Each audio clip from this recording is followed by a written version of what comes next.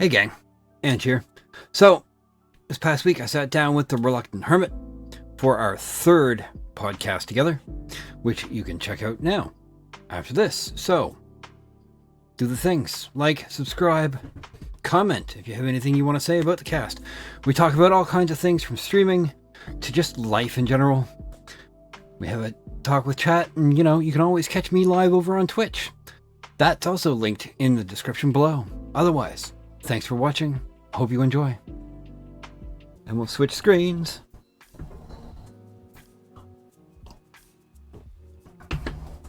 Hi, everybody. Joining me, of course, is the Reluctant Hermit, who just made partner. Congratulations, my friend. Well deserved. Thank You It know? feels nice being back here, and really. And yes, it's been 5 months. Has been nearly half a year? Yes. That's how crazy things are? That's how crazy things are. It was last time was back in It's October. life. Oh, that would have been just around when I had a birthday, and that was turning 31, which I'm not going to. Let's not talk about it. About the human body and its aging pattern. What is it after 25? Everything's just like, hey, you have to take care of this now. And you're like, no, it's not fair. You're not allowed to do that, man. Not okay. Not the Jim Jam. Thank you for the Prime sub food product stream. Hey, that's the guy that taught me. That's my friend. He taught me streaming. Nice. Welcome in. Welcome aboard the airship. I told him about what we're doing.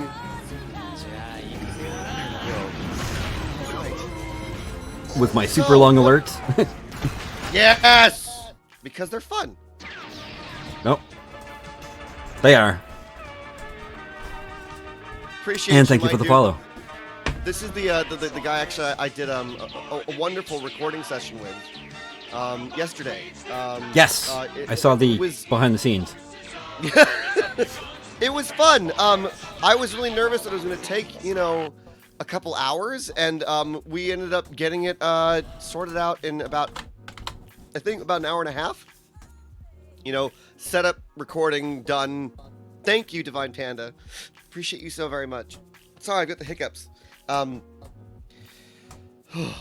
it was a really kind of surreal, beautiful experience, because it's like it's the culmination of a lot of fear in my life of not being able to sing in front of people, to being able to like sit in a studio where my friend is the recording engineer hitting the button, and I'm the one that's recording the video, because I did the video production, he did the audio production. He's brilliant. Anyone that needs audio production in California, this is the dude. Do that. But yeah, it was hard taking yesterday off. When we got the news about being partnered with Twitch, I was kind of a bit flat-footed. Because I was just planning on playing a little bit of Breath of the Wild that evening, just thinking like, that's, if I hadn't heard anything for a while, I was like, it's probably gonna be 2 weeks, it's whatever. So I was just like, we're gonna play Master Mode and it'll be a lot of fun, and we'll just do our goofy things. And then it came out, and everyone's like, you have to announce it. I'm like, well, I had like a whole thing planned for that. So Tuesday was this very like flat-footed for me on my end of content creation, with a lot of love that was beautiful and really did just kind of remind me why we started the space, and that's to help others and to inspire other people. And it's this funny thing where afterwards someone was saying like, so it's like, are you super stoked? Do you feel like you're on top of the world? It's like, I feel the same, but with a lot of just a lot of reassured love in my heart more than anything. It's kind of in that balance. We were talking before we started the evening. Welcome in, Auntie Elfie. And Fighters, it's good to see you. Before we started the evening, the emotion has been kind of a challenging thing, because I applied for the partner program the day that my dog passed away, because my fiance said this would be a really lovely way of honoring her, and doing something, because I know that this is kind of a weird sort of like a roundabout way, but our dog Clementine was very stubborn and just would just do things. She wouldn't listen to us. So Zio was like, be like Clementine, just do the thing. No matter what's going on, just do the thing. So I did. And then 7 business days later, not a week later, 7 business days later, Clementine came back to us in a very beautiful cherry box as ashes, and I got the email saying that we got accepted. And so it's been this very kind of like beautiful, but not like, I mean, I was ecstatic in the moment that I read the email, but then also just it was very tempered by reality has its moments where it's important to celebrate things and be present with what's going on anyway. So Tuesday was like the first stream as a partner, but Saturday is actually the celebration of that, because I'm like, I want to do all these things to give back, but I couldn't like pull that out of my butt with 3 hours to go. I only found out 3 hours before I was supposed to go live, so I was like, ugh! And then taking the next day off, pretty essentially to create something for people was kind of hard, because I know that the thought was like, well, when you hit that, it's like you should just go, just do your thing, and I'm like, I need a day to take a step back and really plan a proper thank you, create something that has to do, which takes time. Like, you can't record a live music video and on the fly. Like, you need time. Fortunately, because it was food product there, it was a joy of an experience. We've been friends for a number of years, and he's a brilliant engineer, so we just had fun with it. But that's sort of like looking forward in terms of content creation, is that sometimes it's important that when you do reach a beautiful goal, is to take a step back and go, okay, so how do I really reapply myself, and how do I actually show up fully to show gratitude for what has happened? Because if there's not a wrong way of doing it, but I think that like honoring those moments as best you can actually, kind of reveals the character of a person. Because if they just go like, I'm just gonna ride the hype wave and not really think about it, it's like, well, that's wonderful, but the intention behind a space sometimes is what's more important. And for me, it's like, my intention is to show up fully and to give back as much as I can when I can. And so sometimes I need to take a step back and actually create that opportunity, rather than just go, oh, it's wonderful. But, at the same time, there's a little bit of, it's not solemn. It is just like sincere gratitude that I think needs a little bit of space sometimes to create an extra special experience. Well, absolutely. I mean, one of the things we always say is balance in all things.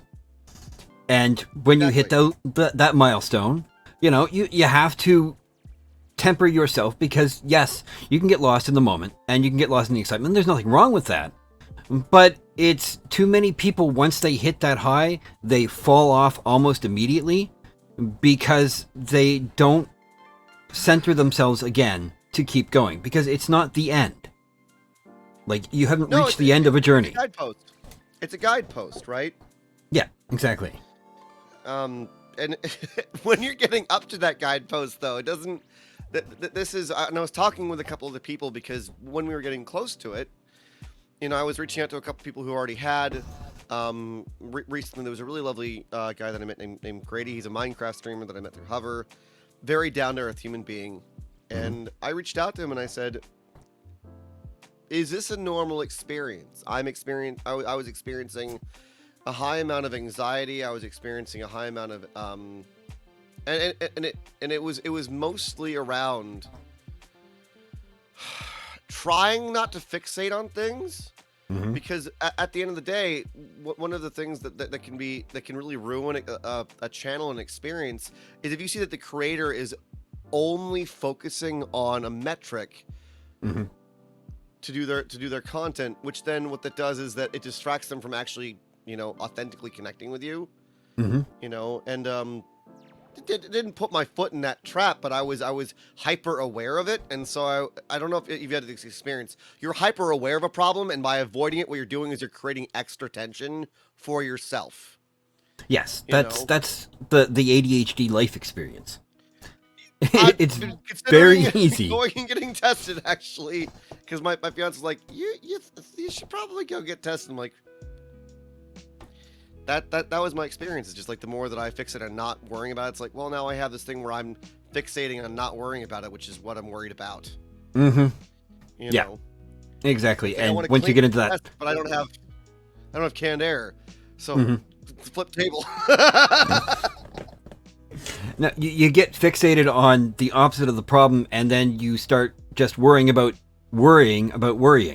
And it's, you don't catch yourself fixed on the opposite side of the problem, which is causing problems, because now you're too fixated on the other thing from doing the thing you wanted to do in the first place. Yeah, and it's learning to create that. I think that's kind of like a lifelong process, because I was talking earlier with someone about, we're talking about moderation in all things, but also just practice in general in terms of anything that you apply yourself to. And the weird thing is that I think that Western culture has said that, like, oh, once you learn something, it's done. Like, you have the skill now. Art was applied. I'm like, no, but the process behind that has to consist is always there. And so it's not just the skill itself. It's, refining the process that actually allows you to use that skill over time that makes it easier. And that's something that we don't talk about. And so even with, like, applying yourself to content creation, it's like there's no guidebook for that. And so finding like a root philosophy that can help you manage that, I think, is one of the most important things when you're on any journey in this. The most important thing recently was my voice teacher. Cause it's the one thing that I really like. I've done for myself this entire time I've been doing Twitch, is that, like, I have one thing that I do for me, is I have a voice coach. Because my entire livelihood is based around the ability to communicate. Yes. So if I can reinvest in that helps things. So I was talking with him about it, and I was getting in my head, it's like, I really don't like how I sound sometimes. I noticed that, like, I stutter a lot, and his response was, you have this perspective that you have to be in judgment of your experience with your voice in order to make it better. And the actual reality is it's actually not good to be in a place of judgment and learning to observe your experience, and then take a step back and then start, saying, okay, well, this is not what I want. How do I change it?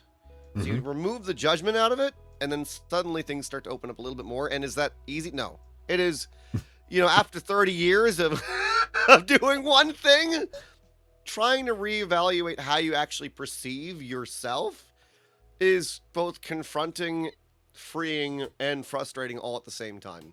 Because you'll have moments where you're really, really joyful, and then you'll have moments where, like, you want to just go, like, why am I doing the same thing I've always done?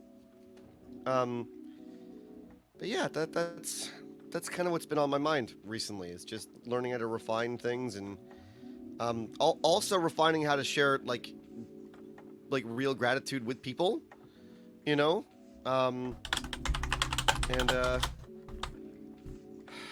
what that really looks like, because the Twitchverse that I've experienced in general is not, or I've seen a difference. There are creators that I notice that really realize that what they are creating is not possible without those that are in the room. Like Alvin was saying, I talk to people as if they're in the room with me. Why? One, because it's courteous.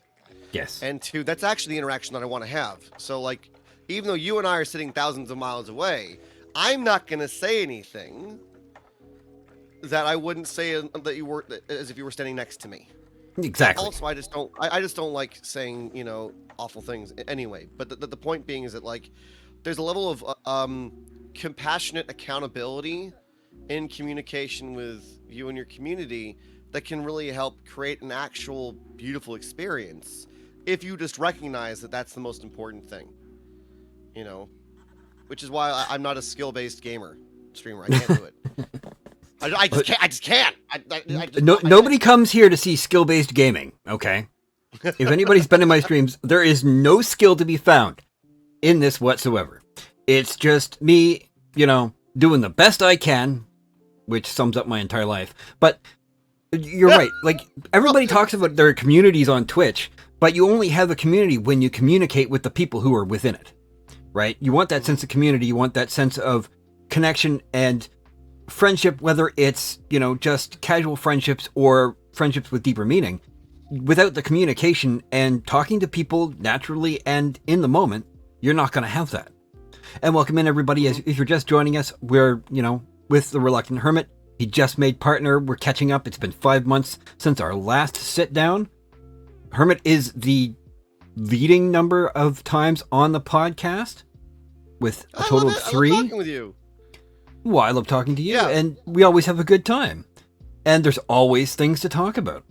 But, you know, it's one of those things that if too many people get caught up either focusing the game or focusing on chat, and they lose themselves very easily in the moment. And you have to recognize that when you want to build a community, you have to, you know, actually interact and build with it. But the problem with community, too many people use that word to mean the wrong things, especially on Twitch. Catchphrase. Do you know what I mean? It's a buzzword. It's a Twitch buzzword. It's why I've avoided using it, kind of because of that experience. Just because, here's the funny thing though, is that I know that it's a buzzword that people don't intend to use as a buzzword, but for those of us that kind of are aware that it is a buzzword, one, we don't always, and I say this very, very genuinely, like, I don't judge people in their language, but it does kind of make me kind of do this, like, okay, so why are you saying that word, you know? It's also been my experience with mentors, anyone that any sort of class I've ever gone to, if I notice that someone is using existential buzzwords to try and make themselves sound like they know what they're talking about, I'm like, I'm gone. I don't want this. You know? That's why talking to marketing and PR people is so weird. Because it's an entirely different language. Well, and also the intention is to actually, but it's applying those principles, right? So talking to someone in marketing, it's not coming from a false place. It's like, no, this is the market. This is the product.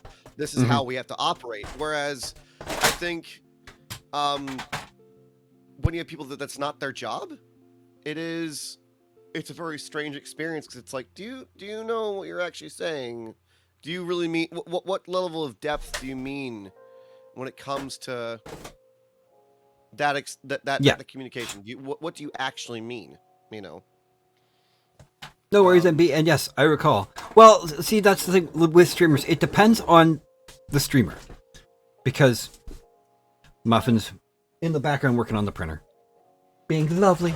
Anyway, the thing with streamers is the people who do it for fun, they don't really need to worry about marketing and the whole thing. The people who are doing it seriously to build a career, to build a brand, which I have to use the terminology because that's what it is. We're building brands, right? We have to... Hello, Wrecked. Welcome in. Thank you for the resub. 5 months. We're almost... we're halfway to our Twitch, baby.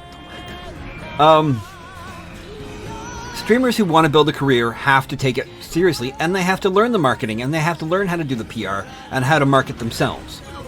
The problem is they get the concept of community building and marketing mixed together, and that's where they start to come off as disingenuous.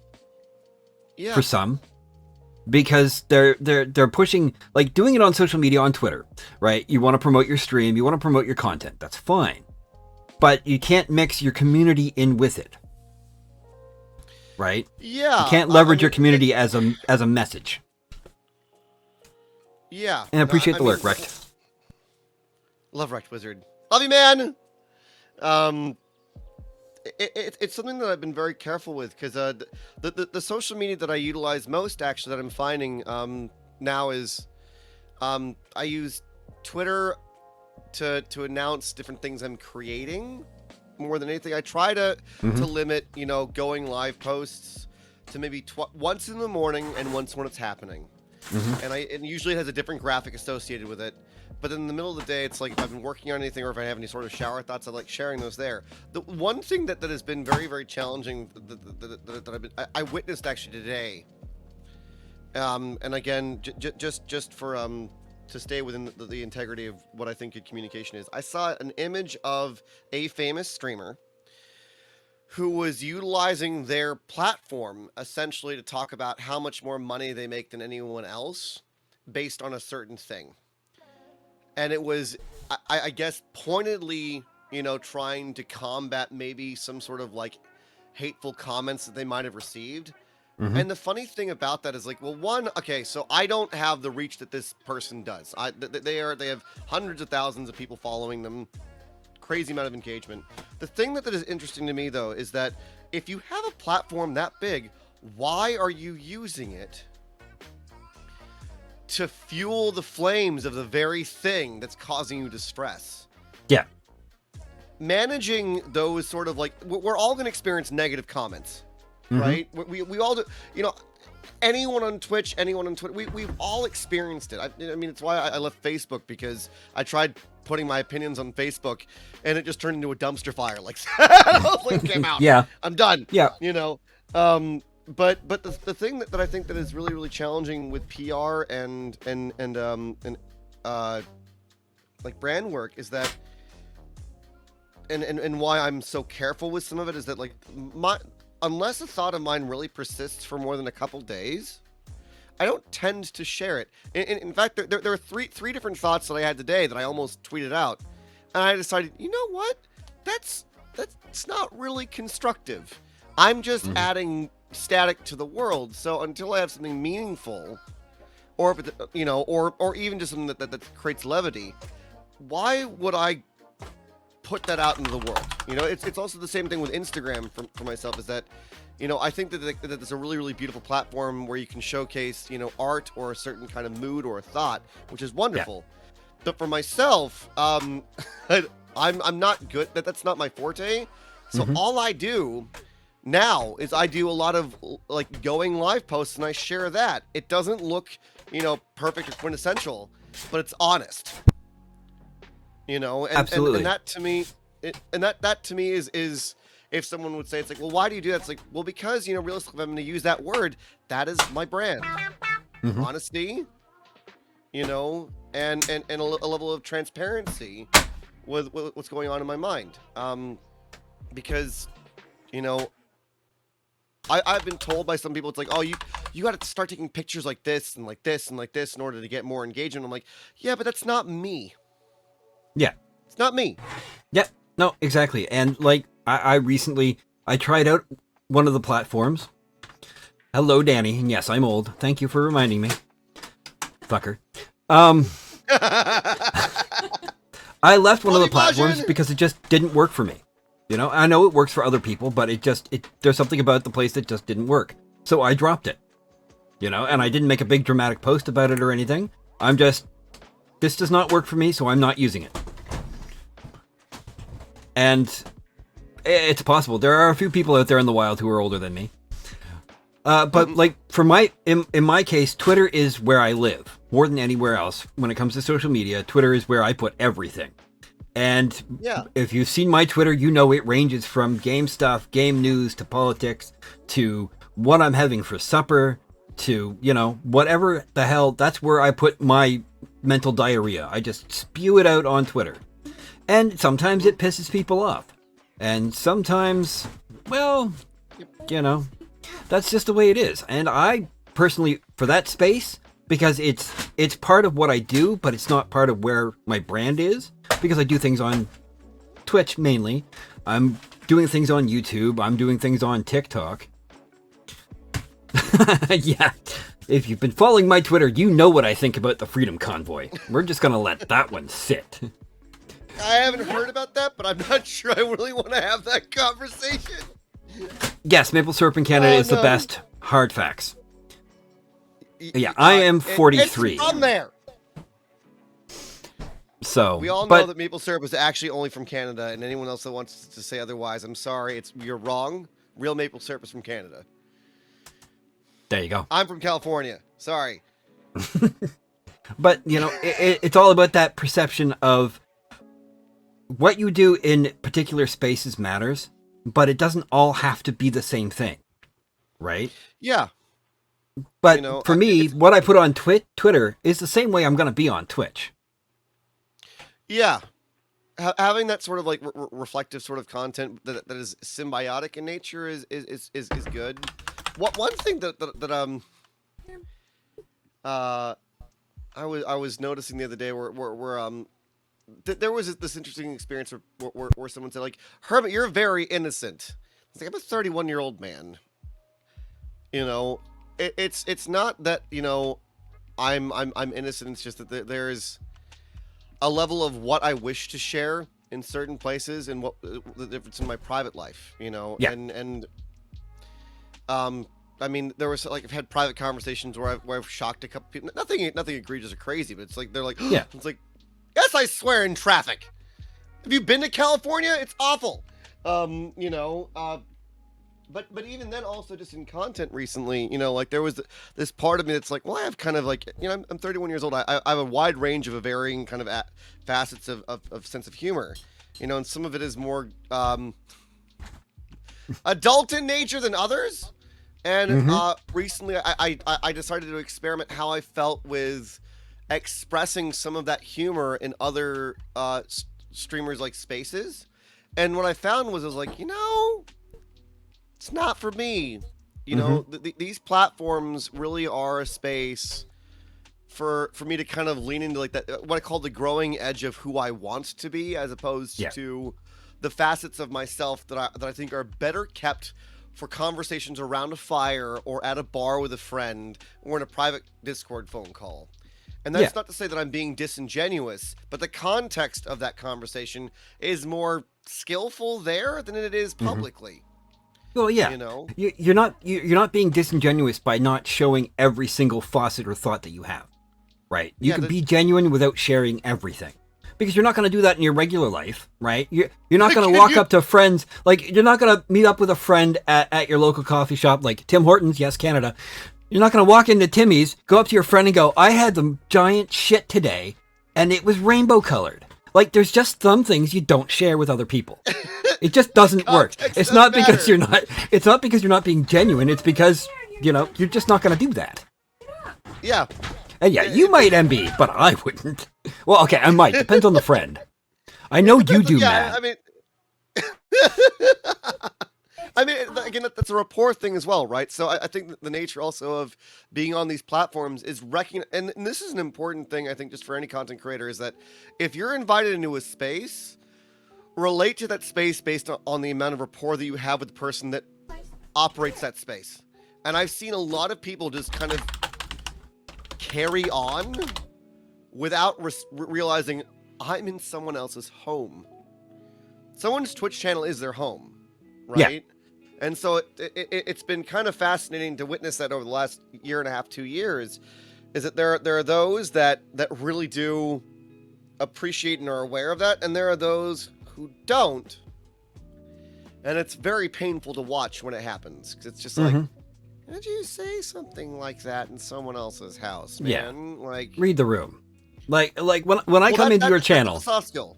I try very hard not to swear. But by the way, for complete transparency, there are already like things to like asterisk that out for parent settings. I am not going to blink twice if people say that. Like, I'm a family-friendly channel, but I'm, you know, unless you're like pointedly doing something to be like egregious, it's like, if it happens, it happens. You know, yeah, I mean, see the asterisks. I see asterisks right now, funnily enough, from Majin and Matt, and I love you guys. And to me, it's just like, it's harmless to me, you know. Yeah. Well, yeah, but in my case, it's more, I'm respecting what you're trying to do in your space, right? You know, like people will you can come into my channel and you can say whatever the hell you want, because that's just the way we roll, right? That's why Matt is saying PP and Majin's saying penis, and I'm sure somebody's going to say cock eventually, and you know. Get Eva out here, say cock and balls. Rooster. Yes, my daughter will come through and be like, cock and balls. She's 16 and she's fascinated with the words. I don't get it. You know, she's gay as a rainbow, but it's her vocal stem. Right? With ADHD. That's just what she enjoys saying. So, you know, but when I'm in your channel, right, I'm aware that you're going for a certain type of family friendliness, which I know you're fine with it when people do it, but at the same time, that's the atmosphere you want to cultivate. And I respect that. So, you know, it's about reading the room. You know, I'm not going to come into your chat and start screaming about anime titties and, you know, go and hog with it. because that's not that space. We've had, I think the only time that we've really had to like kind of just say like mention is when people come in and they try and they notice the tag, right? And they try and see where they can ride the line. Someone came in the other day and was talking about, it's like, when I'm not eating pizza, I'm doing meth and boofing Coca-Cola. And I was like, there was no affront to me, but I was just like, we were talking about, I think we're talking about just like cooking nerd food, and that was their response, and I was like, and it was their first time there, and I was like, I don't think you read the chat rules. Yeah, I'm not mad, but like at the same time, I'm like, I have parents that have parents that watch with their kids. The kids aren't watching the chat usually, but it's even still, even one of my friends actually responded to them saying, "Dude, family friendly channel." Yeah, like you gotta read the room, right? I mean, the dictates of what's considered family friendly are changing in our world these days, and it's getting a little weird, honestly. But it's that etiquette. You're not going to do that if you go into somebody else's. I mean, some of my friends will do all kinds of weird mad assery when they go into somebody else's house. That's just how they are. But you got to read the room, because if you're looking to stand out, that's probably not the way to go about it when you enter a new space. Genuine interaction over shock value will get the attention of anyone that you want to actually interact with 100% of the time. And also, Matt makes a good point. Owning your space and dictating what behavior is good or not is super important. It's true. Because I've seen, when I don't hold my boundary, I've experienced that, where I decided to just ignore something. And then what ended up happening was that the person persisted. And I mean, we've experienced this with varying different levels. Like, I had this gentleman that came in that was a Marine that was, just trying to like see if he could push my buttons with certain things. I just stopped reading the comments after a while. I wouldn't change my facial expression, but I would read everything over it if it was just egregiously kind of like, and then they didn't get the point, and then I had to message a moderator about saying like, I don't think that they're getting the point. And then we had on the flip side of not being an adult, I had a teenager that was, I think, 13 or 14 come in, and instead of actually relating to what other people were saying or relating to myself, they just wanted to spam. They will look for all of the commands, and they just spammed all of my commands in succession. And I got some feedback from my moderator saying, look, it's lovely that you want to include everyone, but at a certain point, you have to guard your space to guard the integrity of the experience for everyone else. Just because you're trying to play with kid gloves with somebody that you just joined, if you're not careful, you ruin the experience for everyone else, and then everyone thinks, well, what if I am uncomfortable? Is Hermit going to actually take that seriously and do something about it? And the answer is, yeah, you got to do that, Yeah. Well, this is a thing that I've had this discussion with lots of people, especially when it comes to Twitch. You have to trust your mods, right? Yep. Sometimes, because as streamers, we want people to like us, we want people to come to the channel, we want people to be comfortable, and sometimes the line gets a little blurry for us as the streamer, because we don't know. Sometimes we want to be a little bit too forgiving. And that's why the people who are mods in my channel are mods in my channel, because I know that if somebody gets out of hand, they're going to handle it, and half the time I'm not even going to see it before they do. Yep. They're going to stomp all over whoever that is. They'll be gone from the channel faster than I can react. And that's the way it's got to be sometimes, because you can't police your channel and entertain at the same time, because you want to be that guy that people want to come watch. And you can't focus on the negative things that come up all the time. So you have to be able to trust your mods to take care of that for you. That's why it's important to create good roles and expectations for your moderators. Something that I'm learning more and more now. I think this is a thing as a channel grows as well. you have to be mindful of that as well, because the channel that we've created, the shrubbery, is very, very grassroots for a very good reason, because it's a round table to me. I might be sort of sitting in the King Arthur seat of the round table.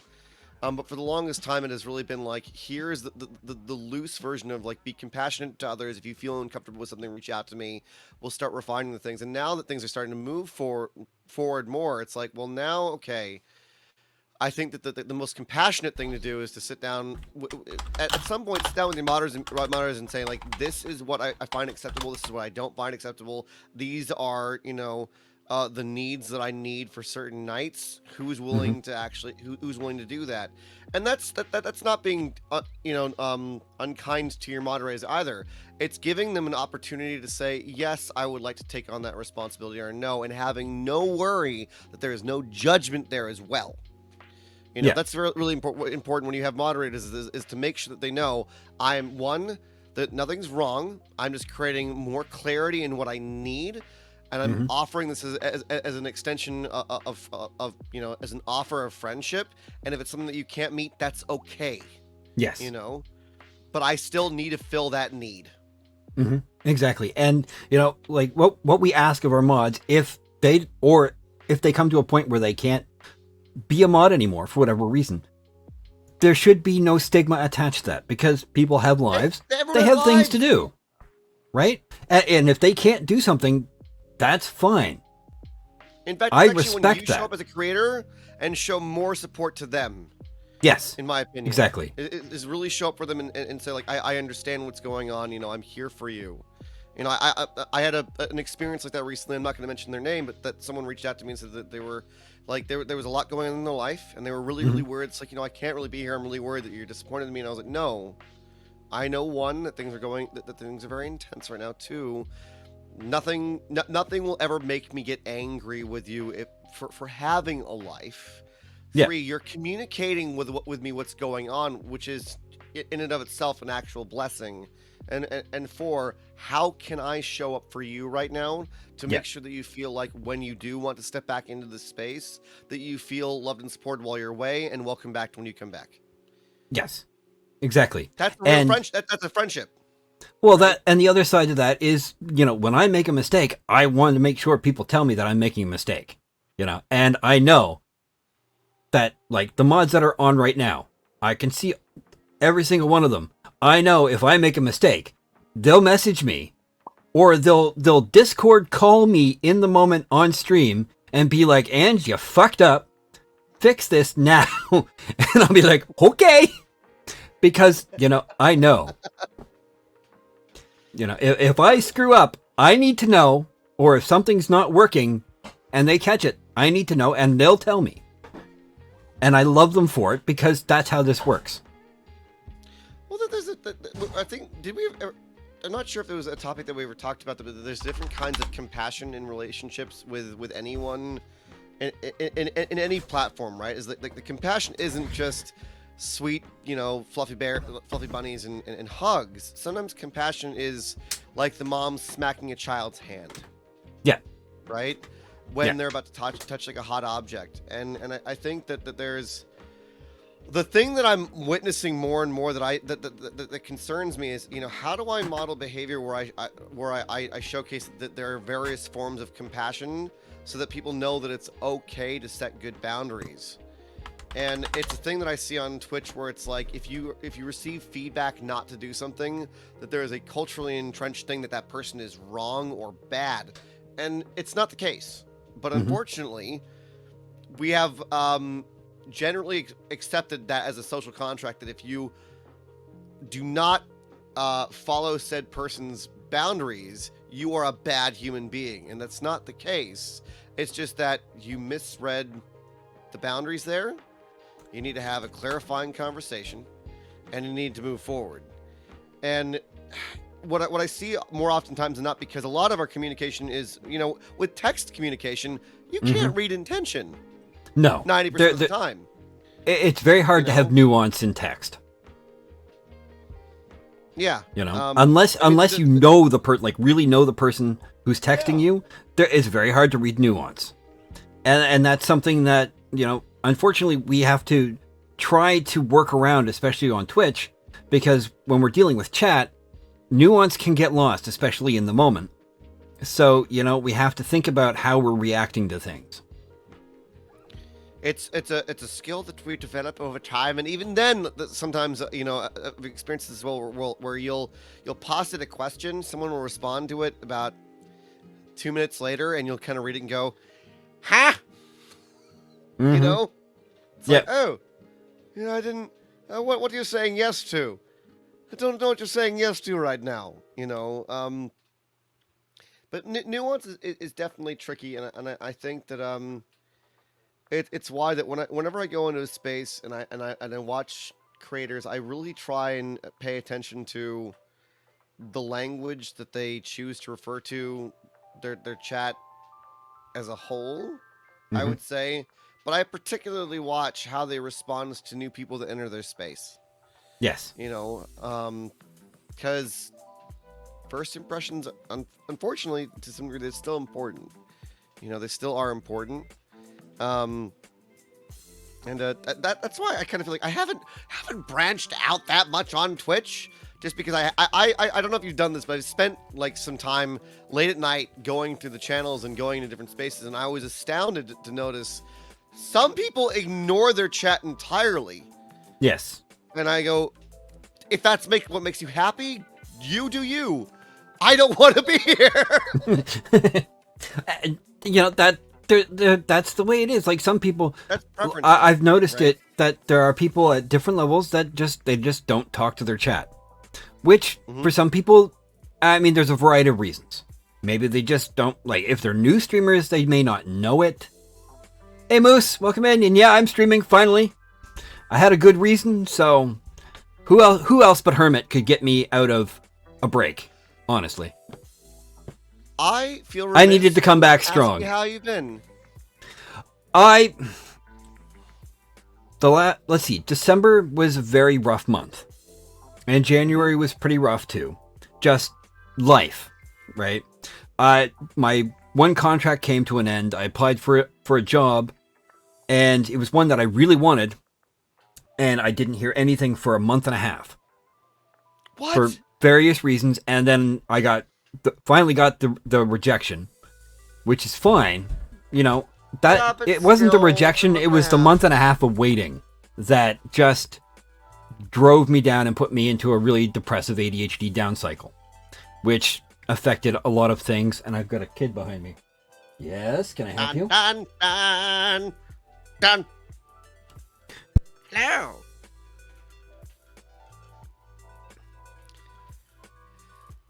So, it was one of those things where it just affected everything. That had nothing to do with streaming, and I streamed a couple of times infrequently to try to keep my hand in, but the mood just wasn't there. And now, of course, things have turned around. I've got a contract coming, which eased my mind, and just seasonal depression, too. Winter has been especially rough this year. Especially with extreme cold. We've had a storm every other weekend here. Mm-hmm. And I love snow to look at. I fucking hate shoveling it. I hate snow blowing it. And you have to. I hate moving it in any kind of direction that isn't just looking at it through the window. So, it was one of those things that it all kind of just came together and just crushed me for a while. And I had to just stop what I was doing. And when I had good days, I'd get something done. I made a lot of TikToks because TikTok is easy. Mm-hmm. Right? It's really easy. I could take an hour in the morning. I have peed on the snow many times. I can write my name, cross my I's, and dot my T's. Yeah, snowstorm, then rainstorm, lots of wind. So it's just been, and the power flickering often. Fortunately, we didn't have power go out here, but lots of places in Nova Scotia did. But there was always that concern that the power could go out in these storms. So I'm like, why would I stream when I'm going to have a possible power outage? Or the internet could go out, or whatever. So tech issues will always be the bane of every single streamer's existence. Yeah. Right? Exactly. So I had to take just an extended break to get my mindset right, to figure out what I want to do, and just to get a handle on everything else. that wasn't content creation. So, you know, it's been on the upswing, and now coming back today, this is the best possible way I could come back to streaming after another week, was to sit down with a good friend and just talk about everything. Because we need these check-ins. It's so.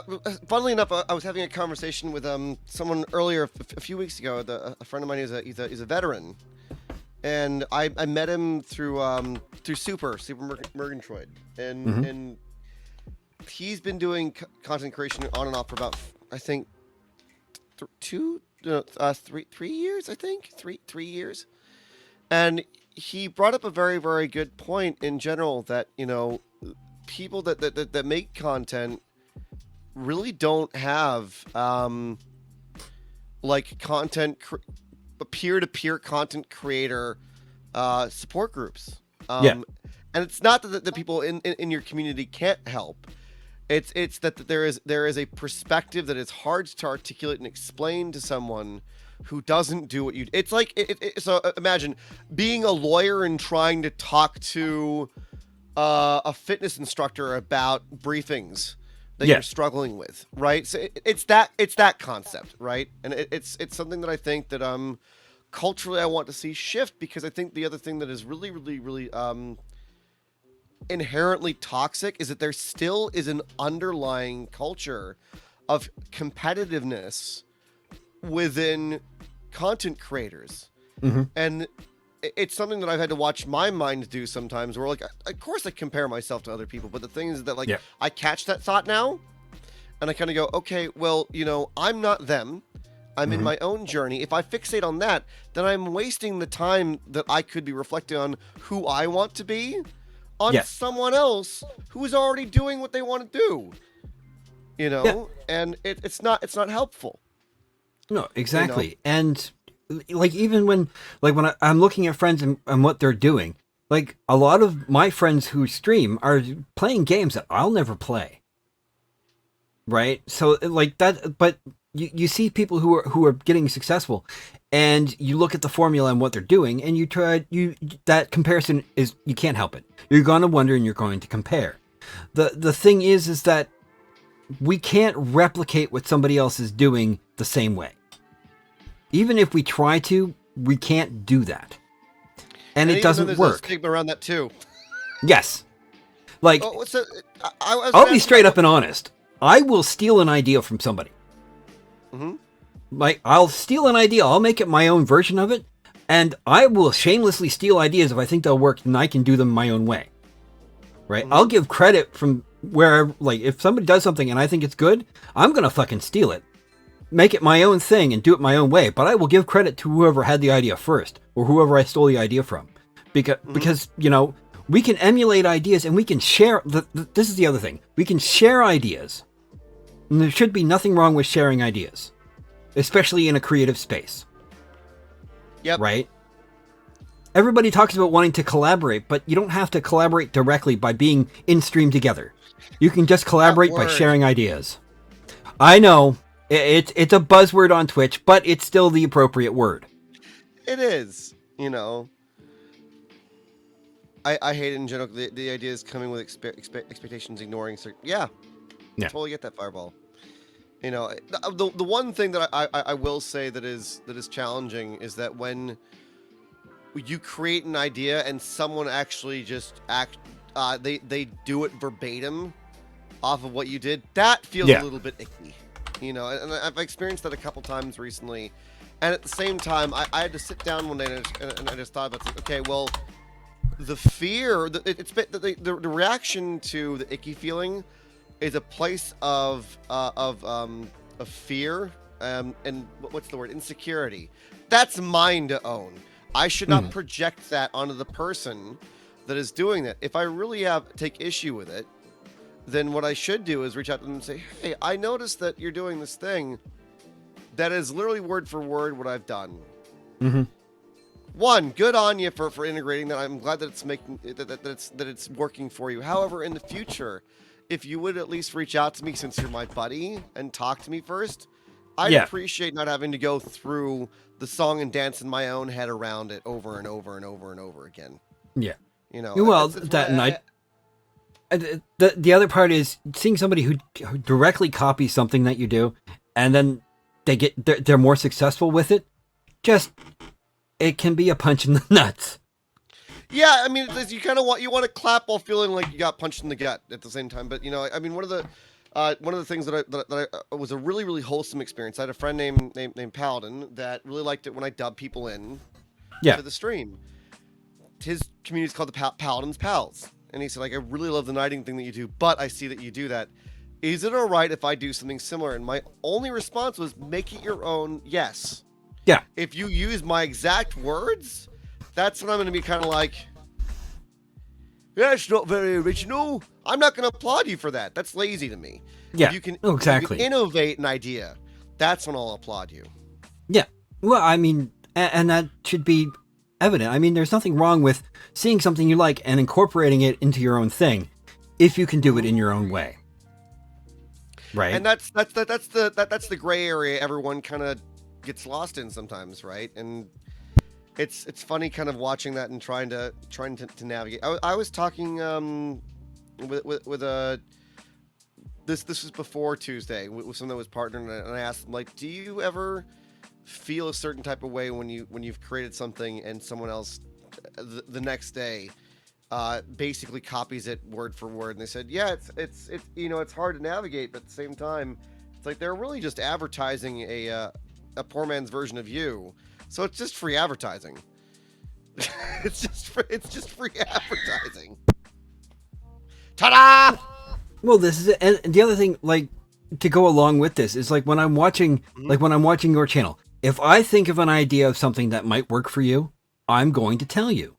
Now, whether you use it or not is up to you. But there's nothing wrong with suggesting ideas to friends. Like, if you see something that I'm doing that you think maybe I could try something, I would love those suggestions and those ideas. Because that's part of how you grow is, coming up with new ideas. And if somebody else is willing to share some ideas with you and you can make them work, that's great. Mm-hmm. And there should be no stigma attached to that. We're supposed to, like, everybody, like, on Twitter, that toxic positivity where everybody's cheering for everybody, but they're not really, drives me insane. I was talking with my voice coach about this, where we talk about and again, please, anyone that watches this, feel free to respond to this. This is just, I don't have hard opinions, it's just my experience.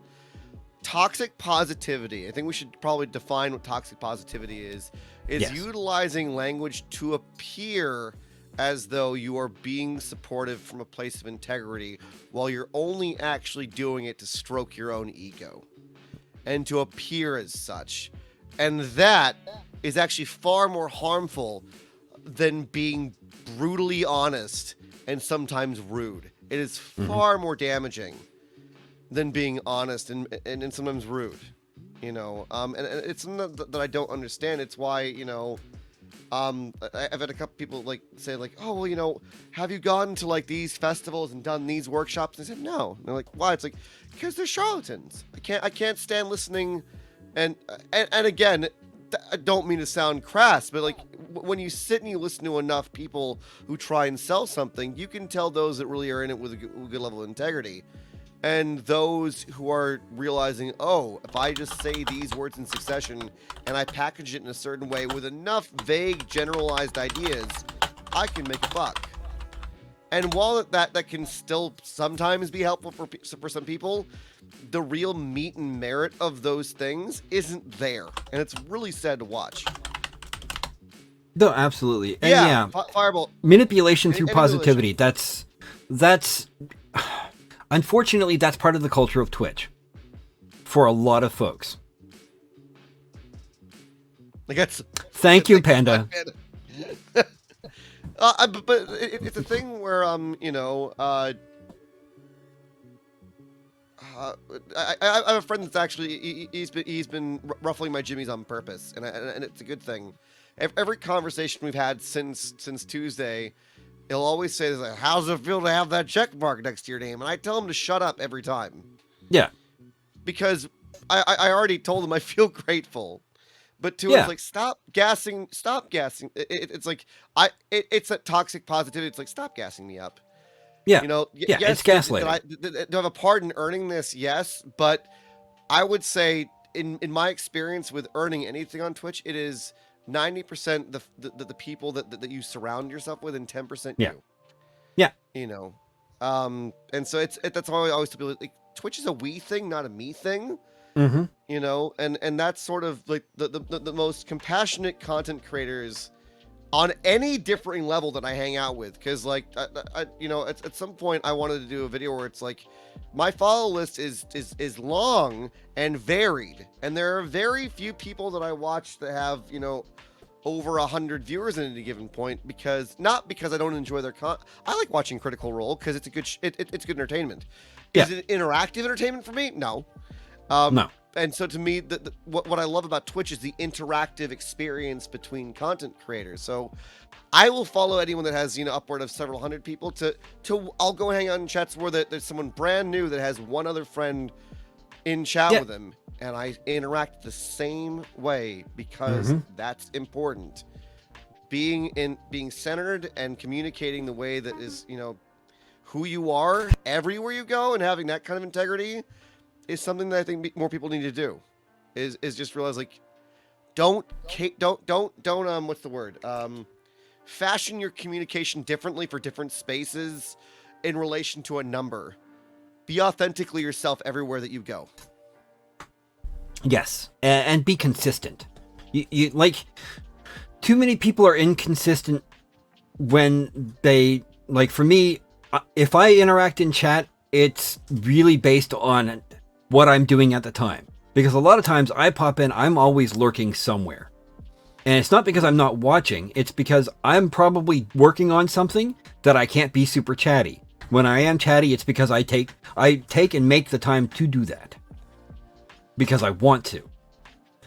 And all too often, a lot of times, people just feel like they are expected to talk when they go in channels, so they don't go into channels. Right? You don't have to. The big thing is that you don't have to do that. You know? You know, exactly. Being a lurker is beautiful. One of the most wholesome experiences I had the other day was having a name I did not recognize, because I don't look at my viewer list. Well, something that I do is actually I hide the number of viewers the entire stream until an hour before I start to gas out, just to kind of feel like it, and just enter my energy level, just to see how the evening is, you know. And I sometimes determine, you know, am I going to go longer or am I going to go shorter, just based off of my energy level. And one of the most beautiful experiences is when you have a lurker after this. I think this person had been subscribed for 14 months, over a year, had never said a word to me. Resubscribed while I was live, and then said hello for the first time. It said first time in chat, and I almost cried, because it's such a beautiful experience when someone finally feels like, I've been here long enough, finally want to say hello. Yeah. You know, and that's why I tell people, like, lurkers are the backbone of Twitch. Don't call them out, but if they show up and they say something, really cherish that moment. Yeah, sometimes absolutely. It takes all the courage in the world for them even to say hello. Or the energy. Like, they just don't have the energy. They just want to come hang out, listen to your foolishness, and, you know, laugh at you quietly from the shadows. I do a lot of laughing from the shadows. I'm good at it. It's fun. But I mean, this is the thing. Like, with partner, you're going to have people who are going to congratulate you, and I think you're going to be dealing with a lot more, at least for the first little while. You're going to be dealing with a lot more toxic positivity, because you've got that check mark, and people are going to start waving. Well, no, but people are going to start waving, going, "Hey, friend, remember me?" It's like winning the lottery. And the nice thing about that is that you're going to be respectful, and you're going to talk to them personally about it, but you're not going to lose your sense of self over it. And that's what some of these people are going to try to see what happens, right? Whenever anybody reaches a certain amount of... Everybody fucking remembers you, Danny. Majin, I've never forgotten you, homie. I still have that Majin Tokiyami thing stuck in my head, dude. From that night that we made it on stream when I used to do music. which I miss doing, but at the same time, not the space. I discovered very quickly for myself that having someone look over my shoulder while I make things, it's just like, no, can't do it. But yeah, it's an interesting thing that one of the things that I was talking again. My voice teacher and I'm starting to find is that we do a lot more talking than singing. And the thing about any sort of and it's something that I've witnessed, right, is that when you see people get to a certain place in their journey, is that there's sometimes a fundamental shift in personality, as if I've made it, I can do what I want now. It's like, no, this is still all, it's funny. It's like, well, then if the entire time you have been acting a particular way to get what you want and you shift your personality, people are going to notice. I mean, I was talking with a couple of my moderators and I said, the only thing that's going to change in the coming months is that I am basically going to hard cap my streams at a certain number of hours so that I don't damage my voice. Yeah. Because we even have a shouting command now, right? Because I have a loud voice, but I have a tendency to get I'm excitable, so I tend to shout the entire time. And even with that command, I will quiet down for about 30 seconds, and I'll go right back to screaming my head off. Yeah. And that's why, like, I would say that the only things that I really want to change is setting healthy boundaries for myself, so that one, the content that I create has a level of quality to it. Two, I model healthy behavior in general, for taking care of yourself. And three, I'm gonna make a concentrated effort to not stress out as much about things as well. Because regardless of any goal that you have, there's always the stress of, like, getting there, and then when it's over, it's kind of like you're gonna go, I've been stressing over this for a very long time when I never really needed to, actually. And it's a weird thing, like learning to let go of that stress, but also kind of like learning from that, this is my indoor voice. Wait. Suddenly, every time I've watched him, he's like Squirrel with a voice, or Brian. I love Brian Blessed so very much. Oh my god. Yeah, and LV can remember the self-care command, but it's a thing that I was noticing that I have witnessed streamers go from affiliate to partner, and suddenly their countenance changes, and I kind of go, why? Because they feel like Matt and the hydrate command. Matt loves using my hydrate command. He uses it frequently with Malice aforethought. Well, see, this is the thing. People think they have to be one way and portray themselves one way in order to achieve a goal, and then they, suddenly they have this shift when they hit partner, and then a month later they're like, where'd everybody go? And then they quit streaming. Because if you can't be yourself to get to the goal, then the sudden change is going to just alienate your community 9 times out of 10. Because they will then realize, oh, this isn't who I thought they were.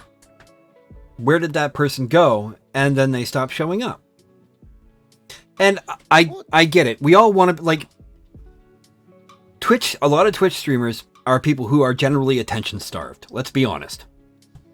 Well, I mean, we like the love. Well, no, I don't mean that in a negative way. No, I know. I know. It is a deficit in Western culture where we have a sense of conformity that if you don't fit into these guidelines, you're sort of displaced. And so Twitch is a very, very easy place to step into in order to find that kind of love and attention that you've been denied. Yes. I know what you're talking about. I right. Get it. And so we end up doing behaviors sometimes. We'll catch ourselves slipping into patterns where we'll do a certain behavior because it's getting more attention than others, and it gets kind of blurry where the genuine intent lies. And the real people will pull back and go, okay, I see what I'm doing.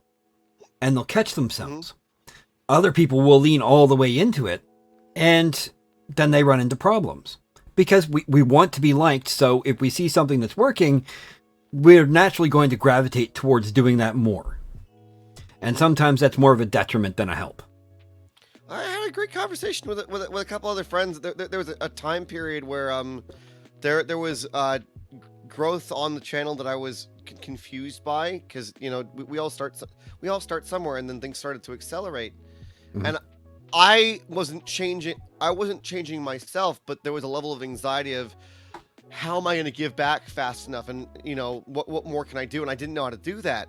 And one of my friends reached out to me one day and said, dude, no one wants to say it, but I'm going to say it. We can tell how stressed out you are. What's going on?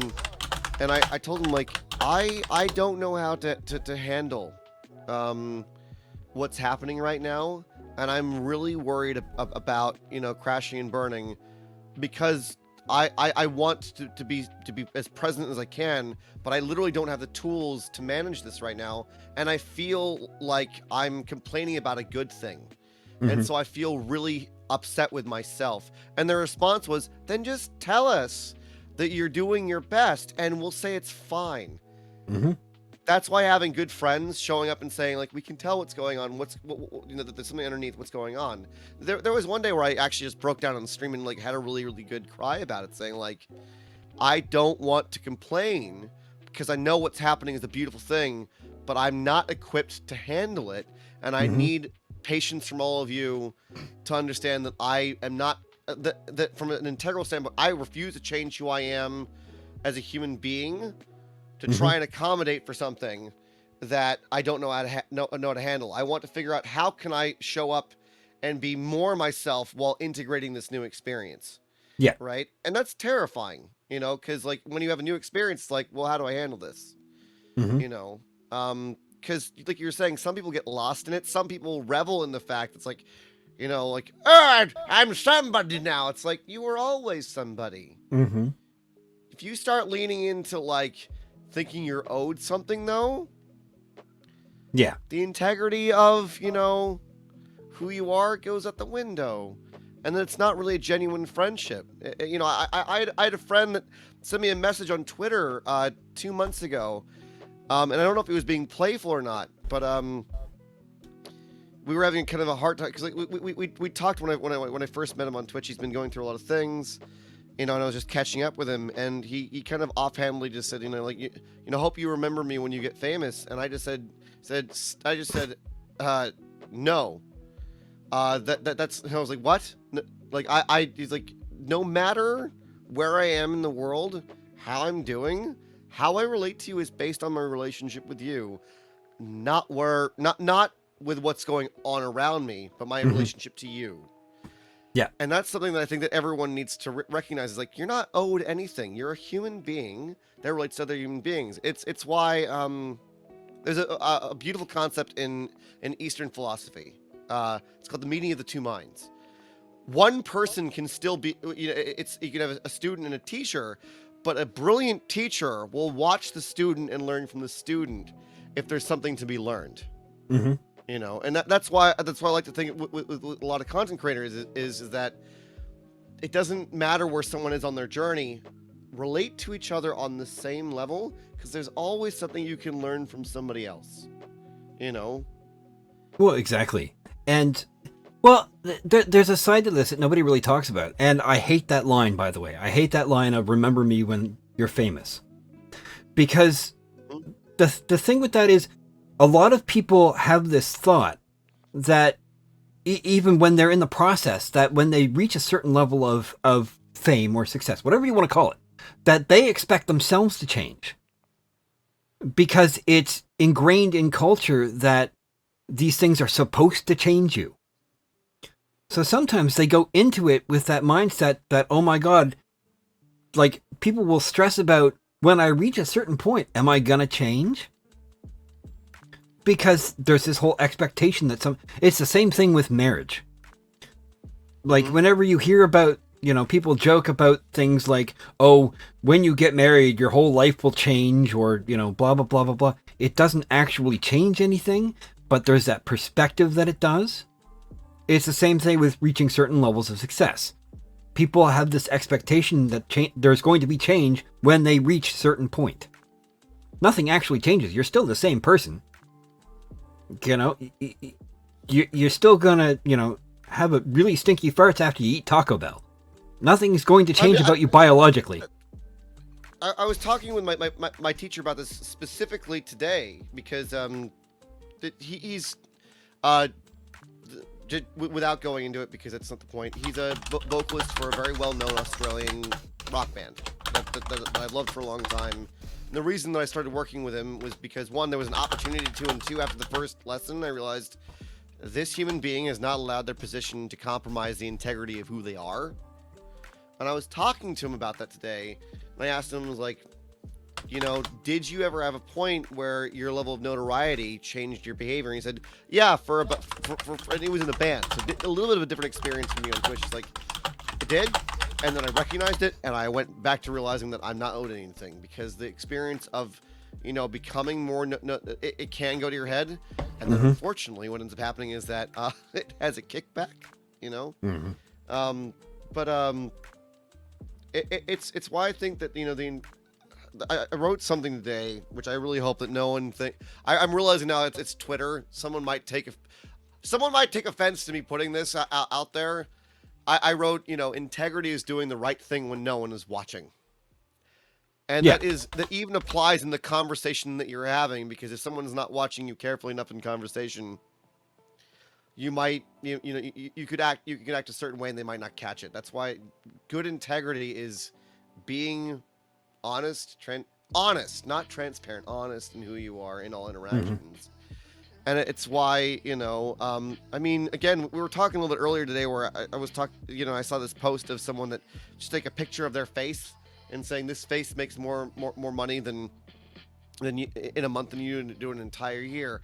And my brain went to, why did you use your platform to say such a hateful thing?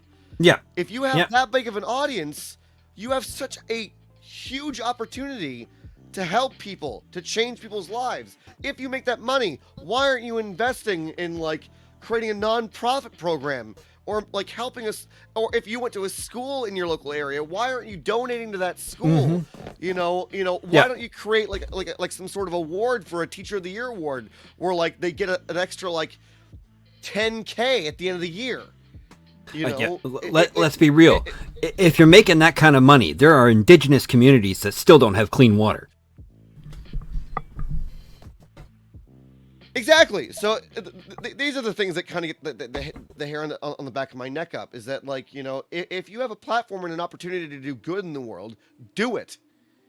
Because in my mind, I don't want to use another buzzword, but karmically speaking, that is actually a positive reinforcing system.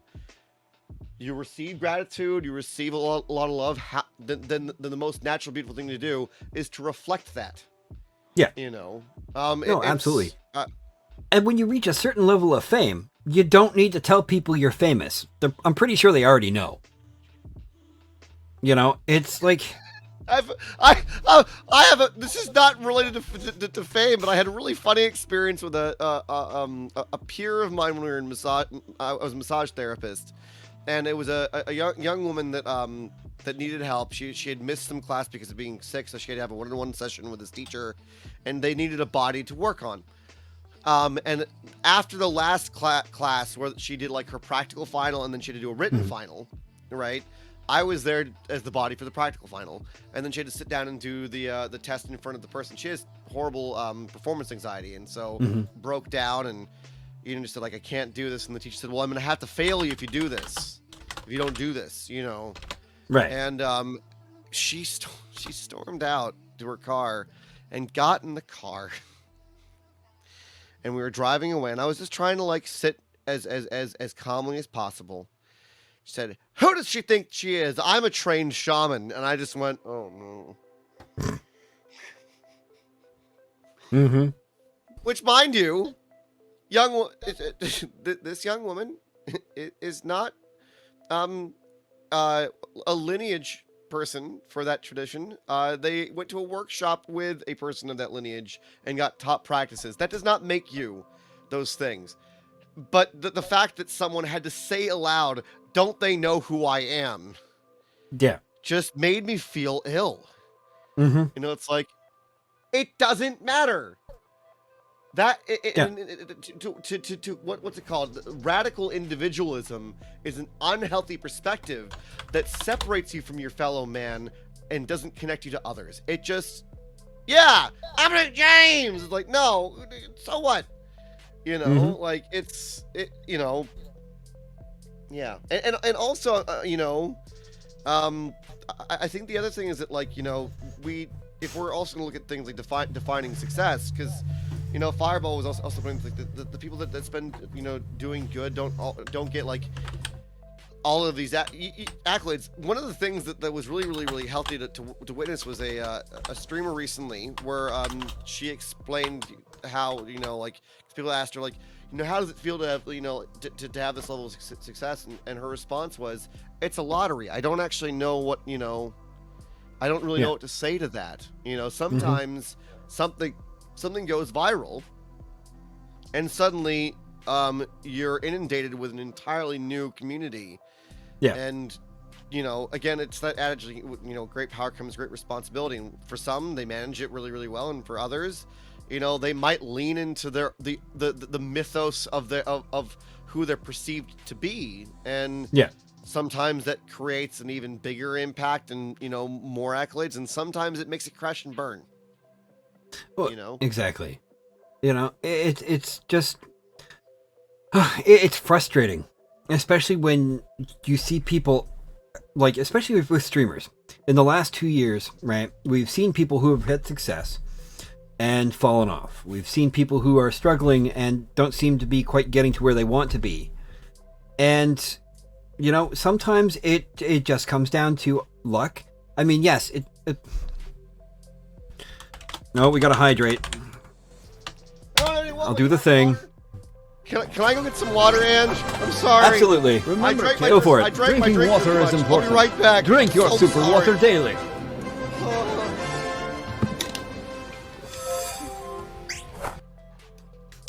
Oh, I'm gonna stretch. Jeez. Rex is making us do all the things. I'm telling you. No. It's one of those things.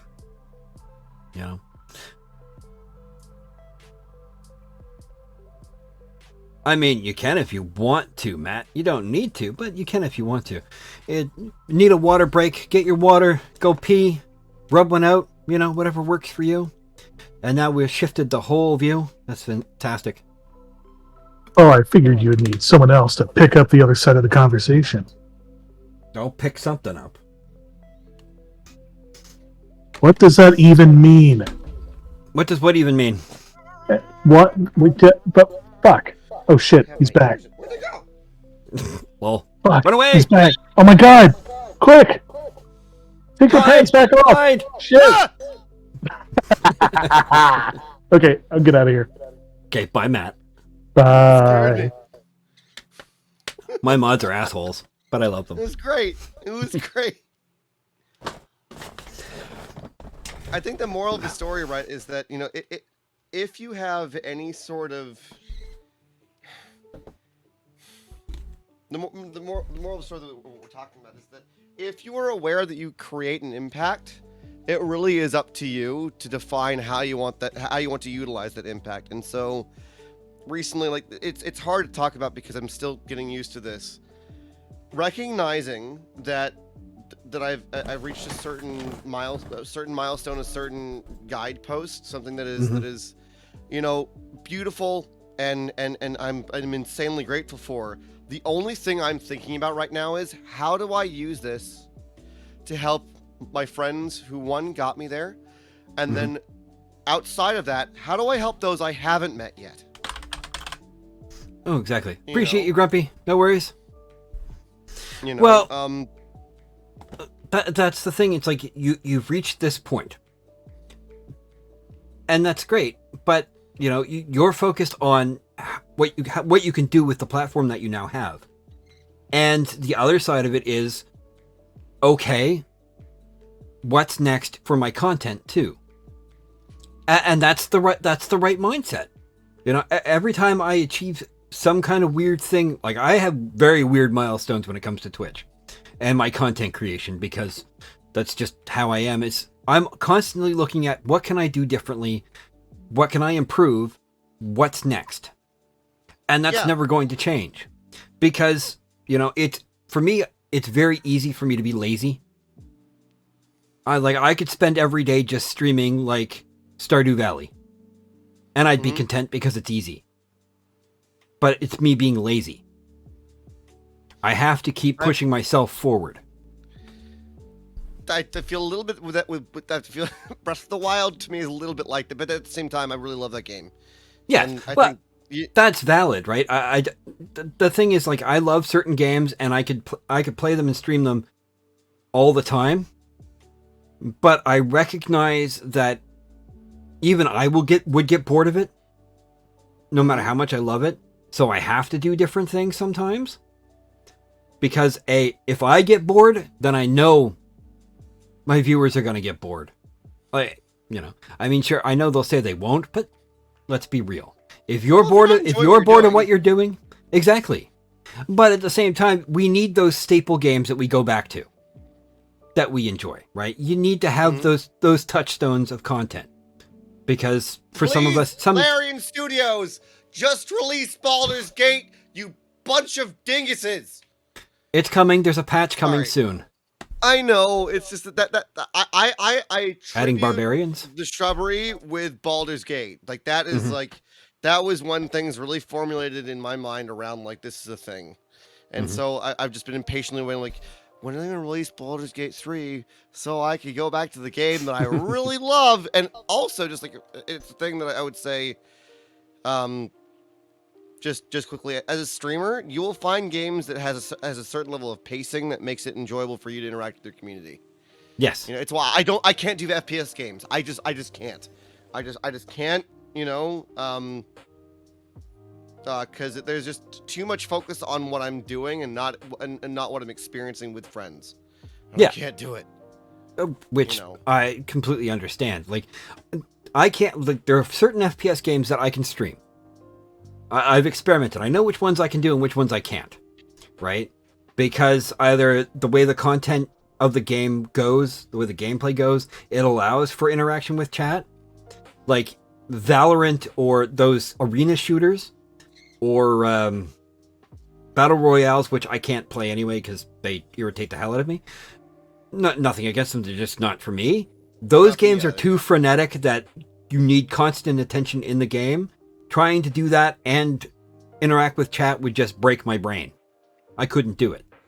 But games like Far Cry 6 or Rainbow Six Extraction, Dying Light 2, there's enough going on where you'll have moments of where you got to focus, you got to shoot, you got to do the things, and then you've got time to chat because you're sneaking around a hallway or you're just on a Sunday drive to the next locale, whatever it happens to be. But every game that a streamer plays comes down to the streamer, because there are certain games that just don't work for everybody. The nice thing are the people who find their genre of games, not necessarily the same game, but the same type of games, but they are still willing to try new things every now and then.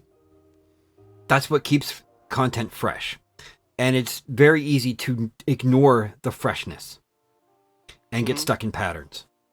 We're all susceptible to it. I mean, that's... I was actually asking my community about that recently. Like, we beat, Breath of the Wild all through, not 100% with everything, but like the main plot points, the memories and everything.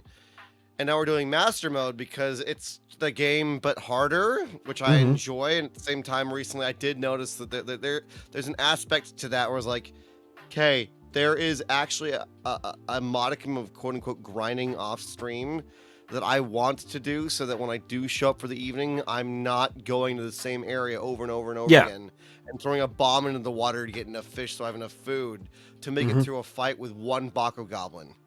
Yeah. You know, it's because to me, realistically, at a certain point, it's like, that's not really that interesting. I still want to progress the story. How do I, and this is the thing that I tell the content creators, if you have story-based things that have grindy aspects, do that off stream. No one's going to care. Yeah. You know, realistically, unless there's someone that really, really loves watching you hack trees down, you know, like, yeah, or whatever. Well, like, it depends on, like, farming simulations like Stardew Valley, Story of Seasons, you know, Rune Factory. It's you spending a lot of time watering plants or, you know, picking fruit or, you know, but that's the kind of game. So the audience that is watching that knows that and expects it. But games like RPGs where you have to do a certain amount of just straight grind leveling before you go to the next area, people aren't really going to be paying attention to that. And if you find yourself bored by it, most likely people will be too. So you do your grinding bits off stream, and then when you know things are going to get exciting, save that for stream. That's part of the prep. And I don't think people realize that for a lot of streamers, there's a lot of prep work that goes into before you go live. And that's to make sure you get some of the boring bits out of the way.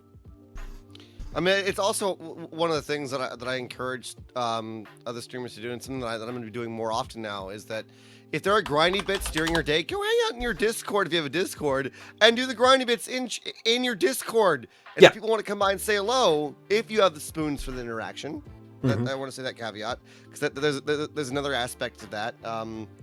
That I think that a lot of content creators, one thing that I want to touch on but not go into too deeply is that when you are quote unquote on, there is a level of energy expenditure that just inherently happens. It is not a result of, and I've had this where someone's like, oh, you know, like, I hope not being like, you know, is it too much? You know, are you tired because, you know, so and so said something? It's like, no, it's the very nature that I have been responding and present the entire time. That naturally, as a human being, is challenging. It's why, in my humble opinion, it's why I really hope at some point that you know, administrative staff will start shifting how school is done, because if you sit for long periods of time and try and integrate information, doesn't matter what it is. Yeah. Some people are inherently going to be good at that, and some people are not going to be inherently good at that because it's not how they learn. But also, like, how we show up and experience things. One of the things that I've had to explain to a couple people who are like, you know, why, you know, like, oh, you want to come play a game? And I say, like, you know, I just need some quiet to myself. It's like, oh, well, it's just playing a game, you know. It's like, yes, and I need quiet to myself so that when I do show up for my passion, I have the spoons to do it. And that's not to say that you are taking my spoons. It's me saying I am already in a place of natural depletion from a very positive experience, then I need to build that space back up because my mind is tired, and that's natural. Yes. You know, after whenever I'm done streaming, doesn't matter what kind of stream I do, I usually end up taking a nap because it takes energy to perform. Streaming is for a lot of well, I shouldn't say for everyone, because not everyone, you know, but streaming is a performance art. You know, it's like live radio, reality TV, whatever you want to compare it to. It's performance. Now, you can be your genuine personality, but you're still performing because you're still streaming. You're interacting with multiple people at the same time, holding multiple conversations, and, you know, doing a lot of multitasking. It does naturally deplete energy, as you said. And so you have to, you know, be rested before stream, or at least try to be, and you're going to crash after stream. I mean, I love hanging out with people after stream, or like some people will hang out after their streams, and I enjoy hanging out with them. But you can tell when they're tired because your mental capacity and your bandwidth diminishes the more you do. It doesn't matter what activity you're doing. So you have to, you know. Yeah. Engaging in an experience. That's what I call it. It's like I am I don't want to. I should have said that from the start. The level of being tired comes from being engaged in experience. It's like being in a live action role play, even, right? Like, you're running around in armor all day and you're talking to people, and if at the end of the evening you're tired and someone comes over, it's like, do you want to come over and play charades? And you go, no. It's like, oh, well, I guess we're not cool enough for it. It's like, no, I'm dead tired. Yeah. That's all it is. You know? No, exactly. Matt and Fireball actually brought up an interesting thing. Let's shift away from content creation.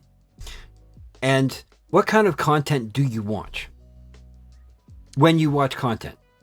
Like, what do you look for content that you watch recreationally or for information?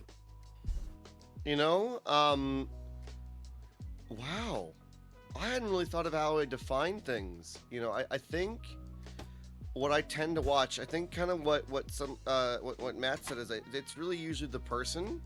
Mm-hmm. Funnily enough, I don't watch a lot of. You have to be very funny to me for me to watch a horror streamer. I don't really like horror games, not because I understand their appeal, but as someone that worked in a haunted house for a number of years, I'm over it. Mm-hmm. I'm really over it. Yeah. So I'm just like, it's not really my thing anymore. But it comes down to the personality and the things that I tend to relate to in terms of just like content. A lot sometimes are like more things on YouTube around music. Actually, is what I look at. I spend a lot of time learning new songs. Actually. A lot of my content is actually static content. It's not even video. It's like I like reading certain things. I do spend some time on Twitter, but then in terms of like the content that I watch on Twitch, I'm there usually. I actually like watching just chatting streamers, depending on what they're talking about. Mm-hmm. If I can engage in that conversation. Usually some of the time is that if I notice that a content creator is good at just maintaining a conversation with the games in the background, I like it. It's kind of it's kind of sort of like a reflective thing, a reflection thing. I like watching streamers that have a game in the background, but they're having conversation in the chat more than anything. Yes, more than anything. That is what will draw me in hook, line, and sinker more than anything. But also that they're engaged with the game when it does get intense, that they get excited about what's happening. And that they want to do well at it for fun, for the fun of it, Yeah. And then a lot of the time also, and it's something that I have noticed, and I was again talking to my teacher about, is that I have bursts of interaction when I'm offline, because I spend time being quiet to myself, away from everything. I do tend to either read or watch. Recently I've been rewatching Game of Thrones, and again, I hope that no one gets mad when I say this. The first couple seasons feel just like softcore porn with a lot of violence, and I like the story, but I've been having a really hard time getting through some of it just because I was like, God, like I get why this makes my limbic system fire, but so much of this was unnecessary. So much of it was unnecessary. But so I spend a lot of time kind of either rewatching things and getting ideas from the things that inspired me initially.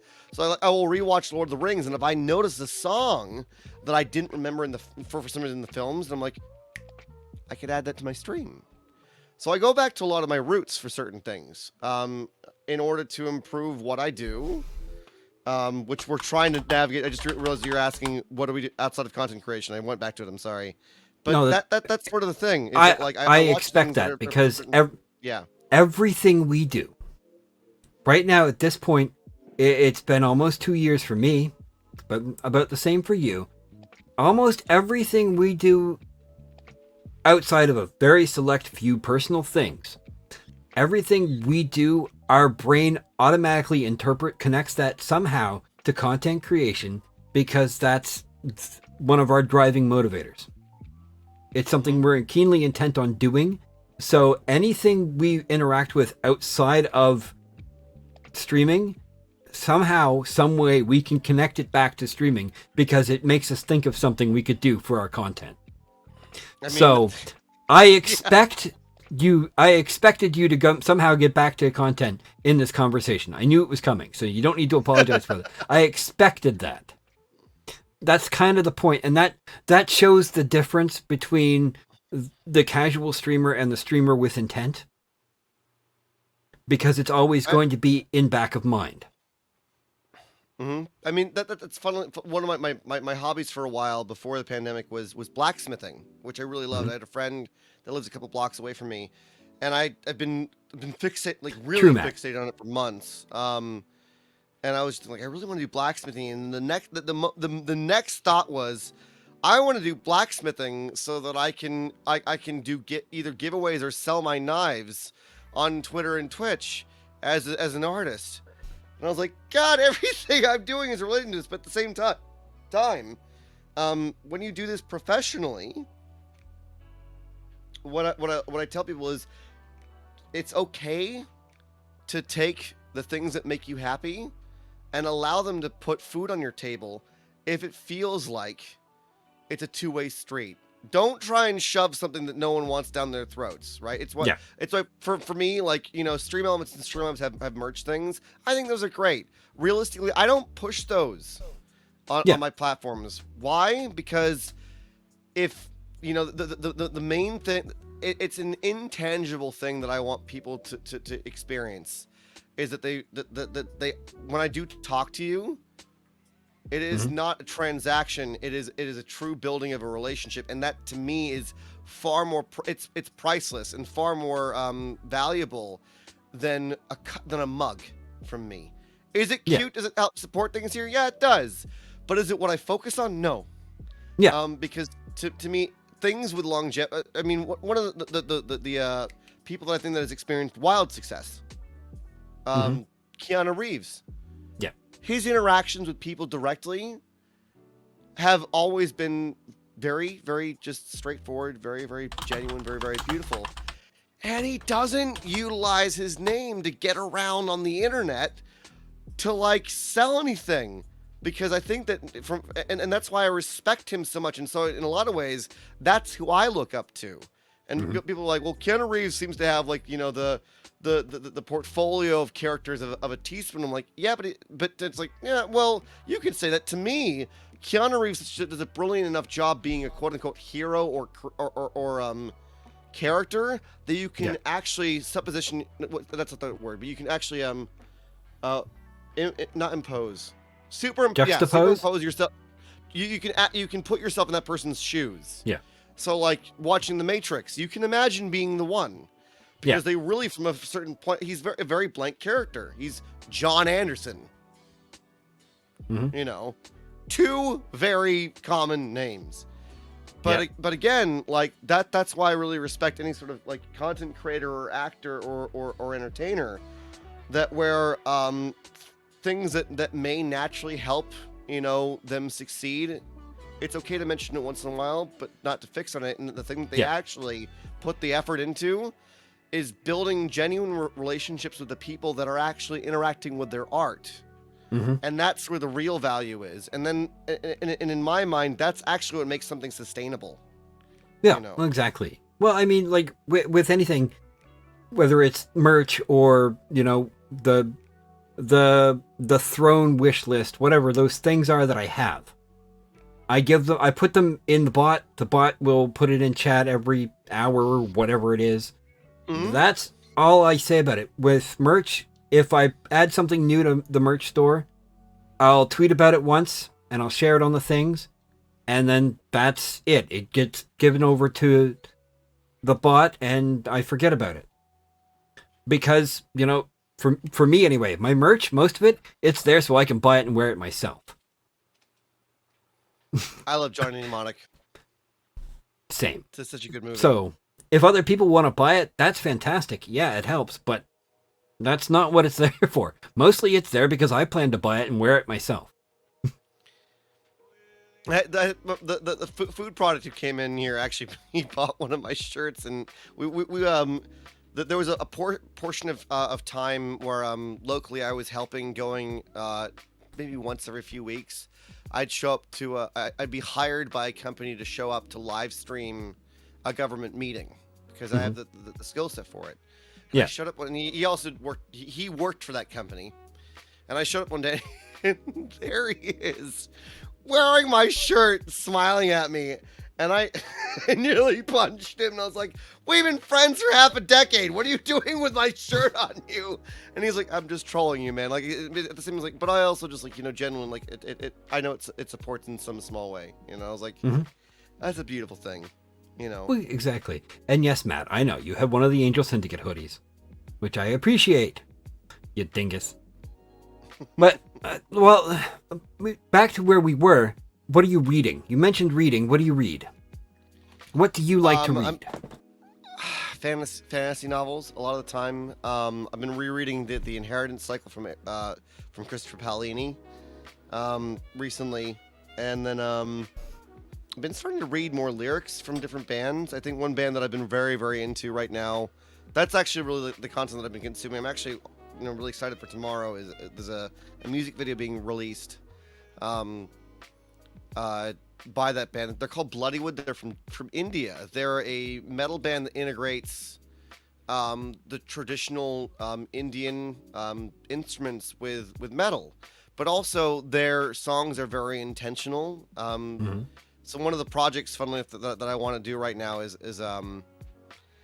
to a song of theirs called Yad, which is about losing a loved one, and it, my fiance has sent me a bunch of images, and what I wanted to do was to create a sort of not a collage, sort of homage to our dog over that song with the lyrics up on the screen as it goes by. 'Cause to me, it was very powerful to watch it when I first saw it, and so that's sort of like the things that I've been trying to find and read more and more are things that help inspire a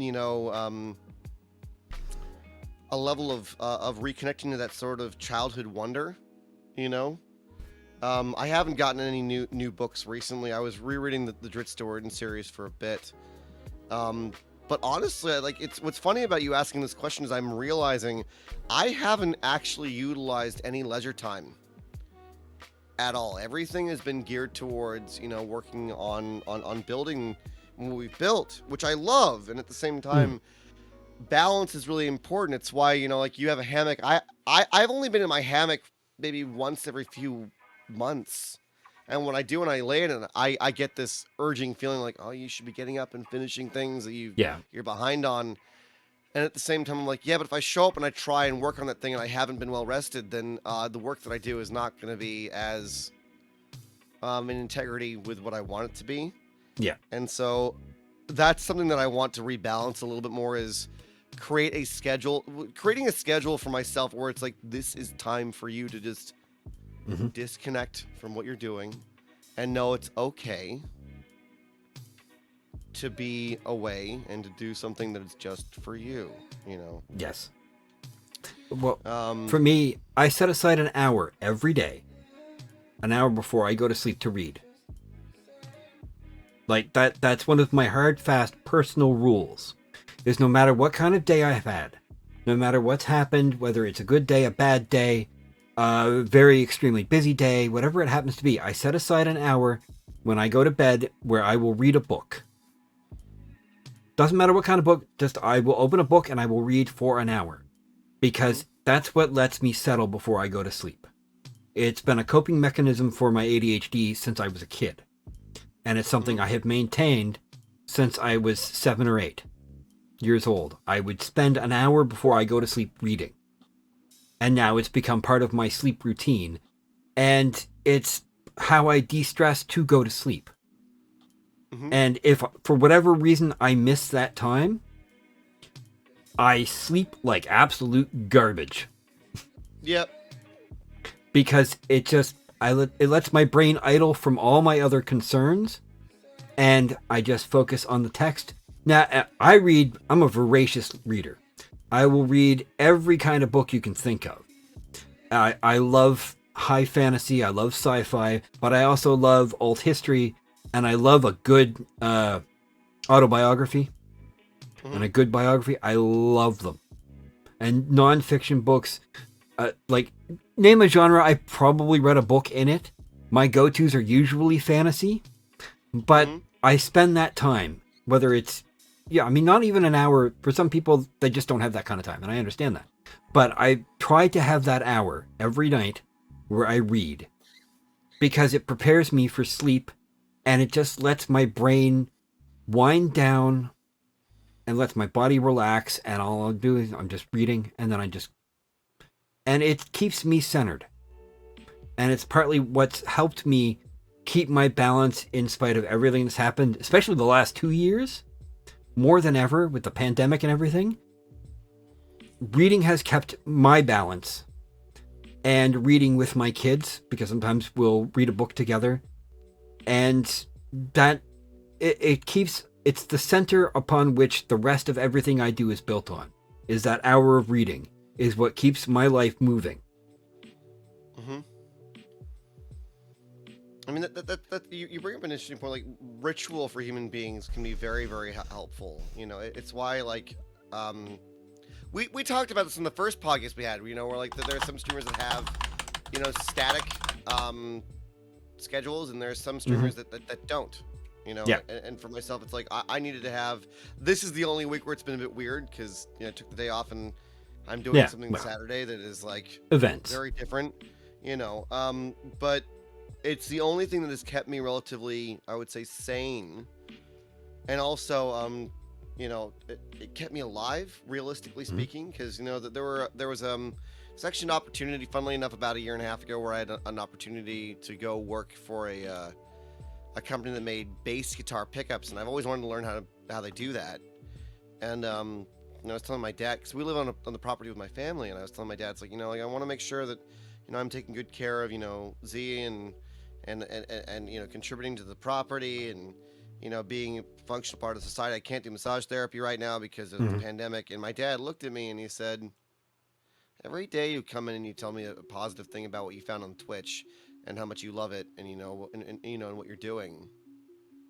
Why the hell would you go and apply to something that you know you'll leave in 3 years?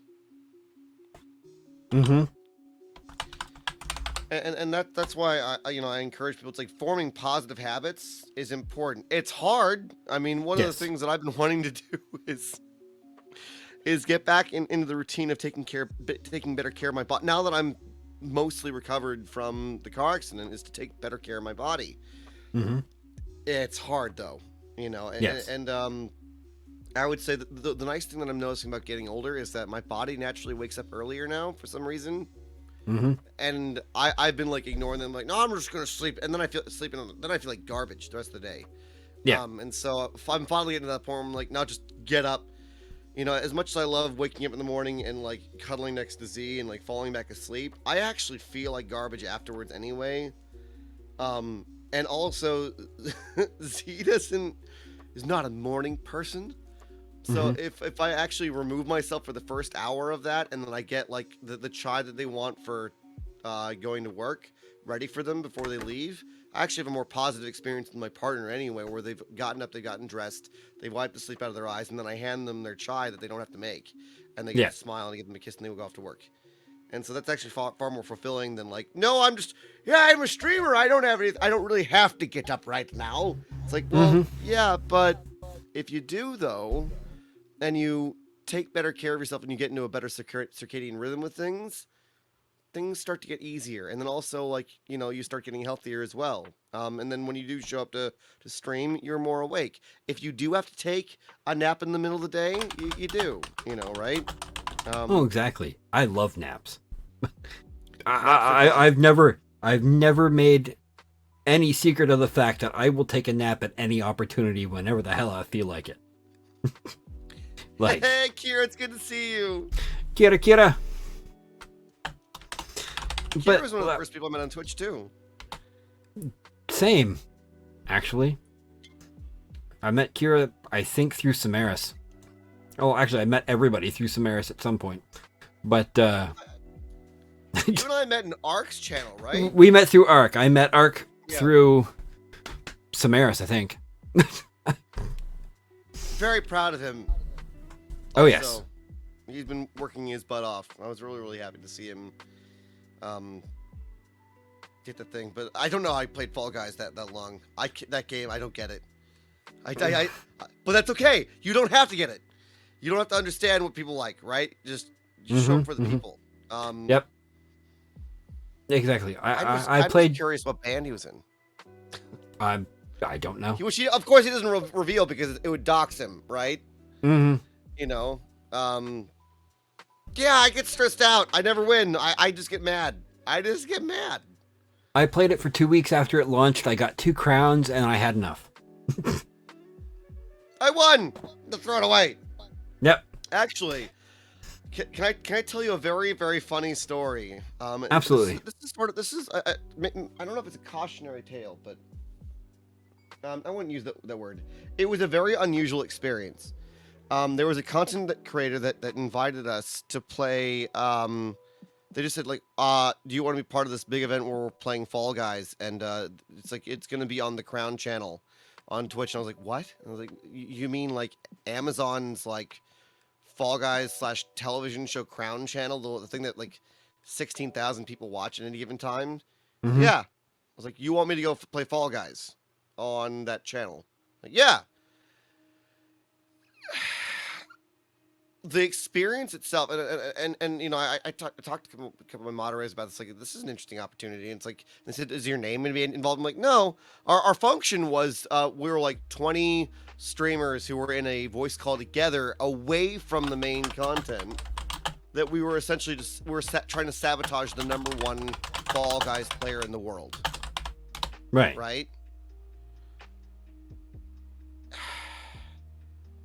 I was hoping that, you know, when I went into that space, that the conversation was going to be full of adult conversation where we're all trying to, you know, get to know each other and be like, hi, nice to meet you. You know, what do you stream? Where are you from?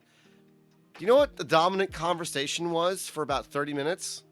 Whose salad had been tossed in the last 3 months? And me.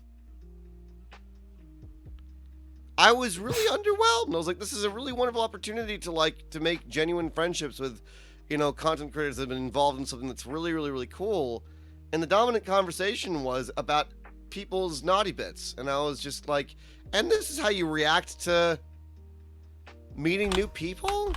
It was very confounding. And it was also this thing where someone said, like, this is an opportunity for you to, like, really grow your channel, like, network with people. And I'm like, not the way that I wanted to do it. So the cautionary tale is, just because something looks like an opportunity, be careful with the spaces that you step into, and be mindful of, is this the culture I want to take part in? Because the thing that really got to me afterwards, right, was everyone was hounding one person to try and talk to the people that were putting this on, to try and blast out our names all over the channel. Yeah. It's like, get the clout. And the thing that really bothered me was I heard this phrase, get the clout, get the clout, get the clout. And I was like, yes. What is that? Yeah. And it's a culture that I don't understand, but it's a big part of entertainment, right? Yes. And so it was sort of a good learning experience when I realized that, like, you know,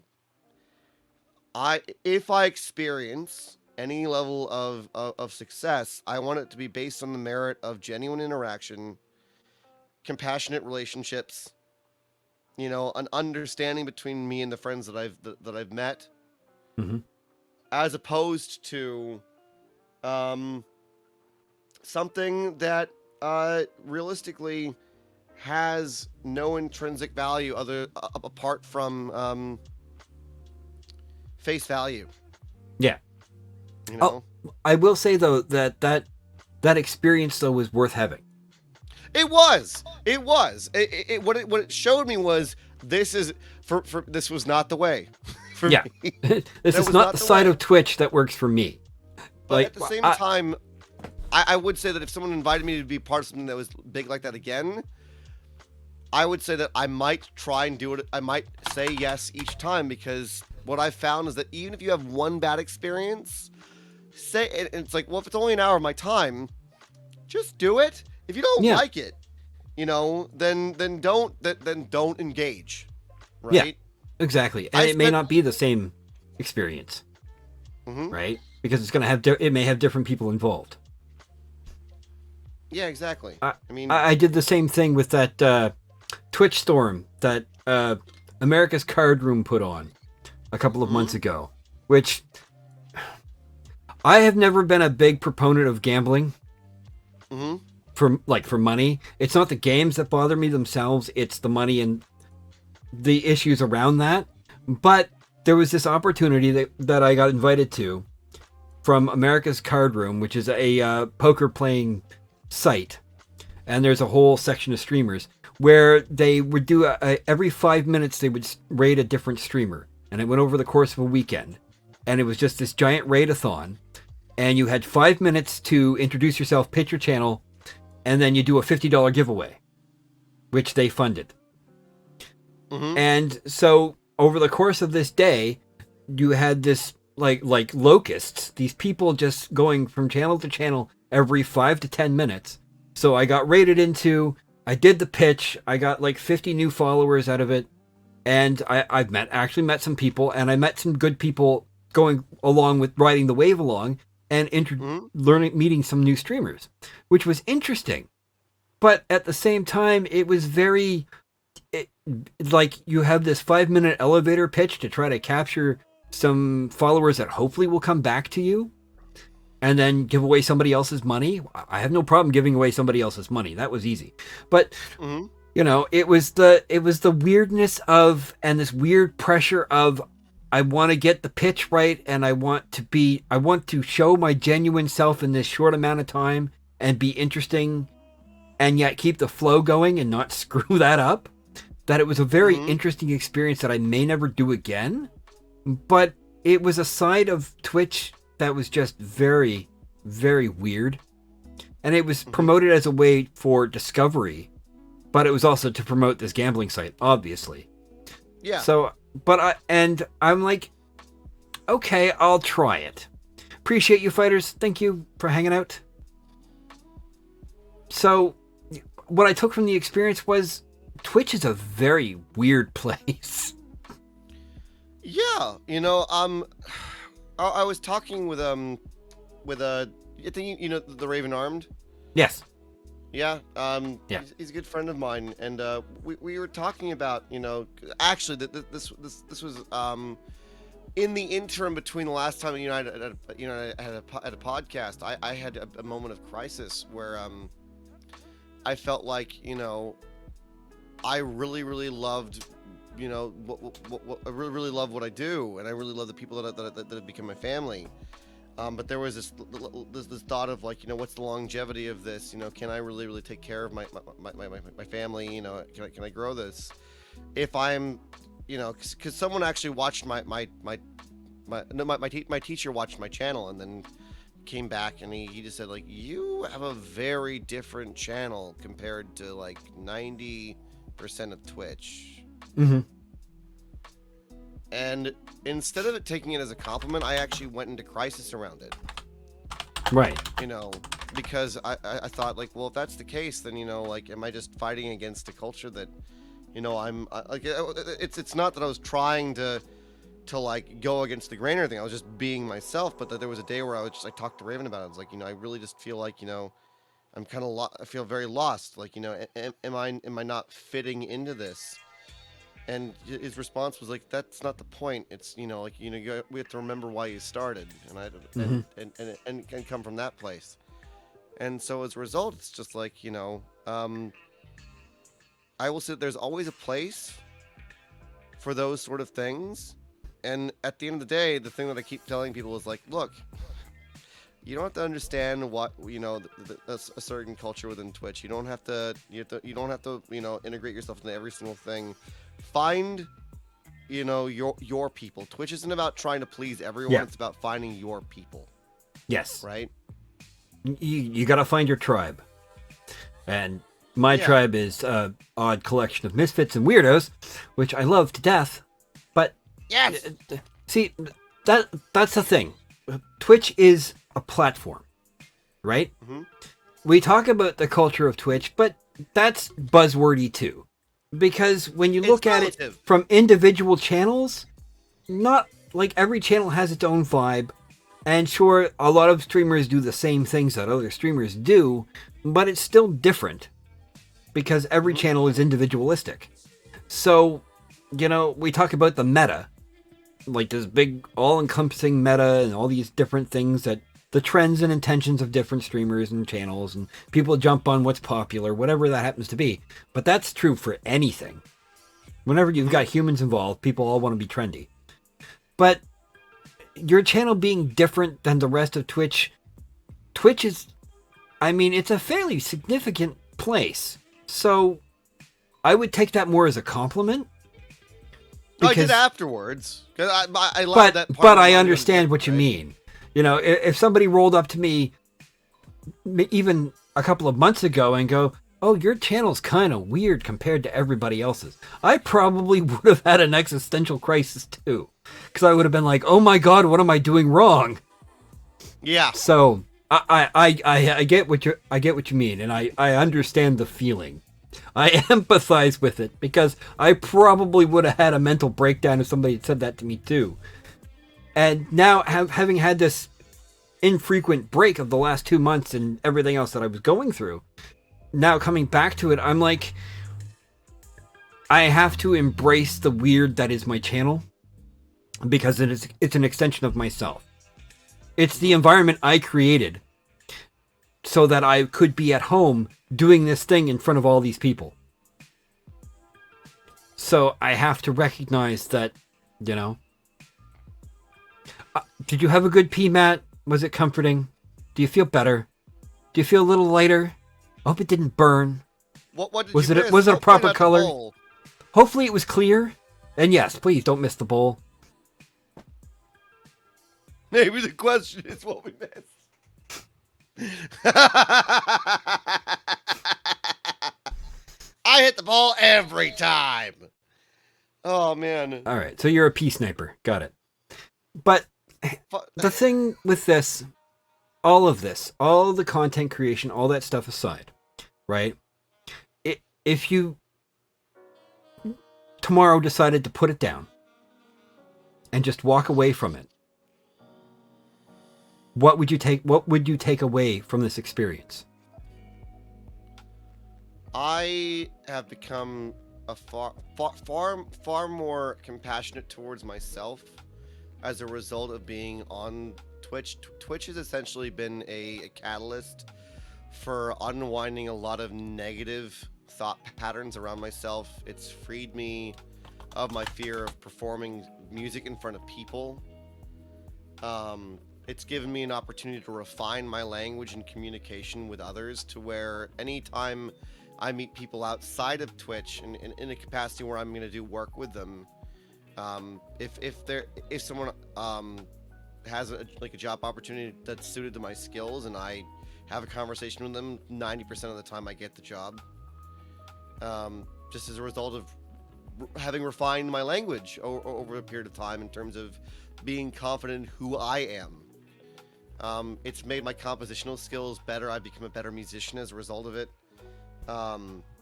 I would like to think that when I have conversations with my local friends, I've become a better friend to them. At the end of the day, also it's created I would say that my parents said that I was empathetic to a fault, growing up, and now what that's done is that it's also kind of helped me refine what level of empathy is appropriate for self-preservation as well. One thing that I used to do was a mental health Mondays, which was really, really, really beautiful, because I had a background in counseling. But I discovered after 2 months that I didn't have the bandwidth to do it. And so that was a really big thing, where I used to try and people please everyone by trying to fix everyone's problems.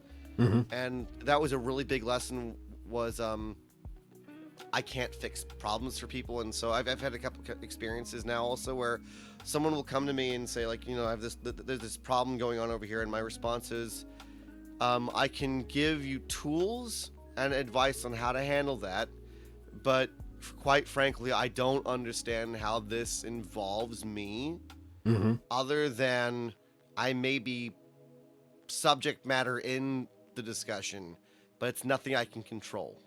Yeah. Because I used to be like, oh, how can I get involved to resolve this? How can I fix this? And I realized that's not healthy for me. And You know, if I did that, I would be mired in trying to put out it would be like trying to put out all the fires in California. It doesn't work. You know, and so it's refined what I think are good boundaries for myself in general. You know. Well, I asked the question because you mentioned about longevity, and that's something we have to seriously consider in this kind of endeavor.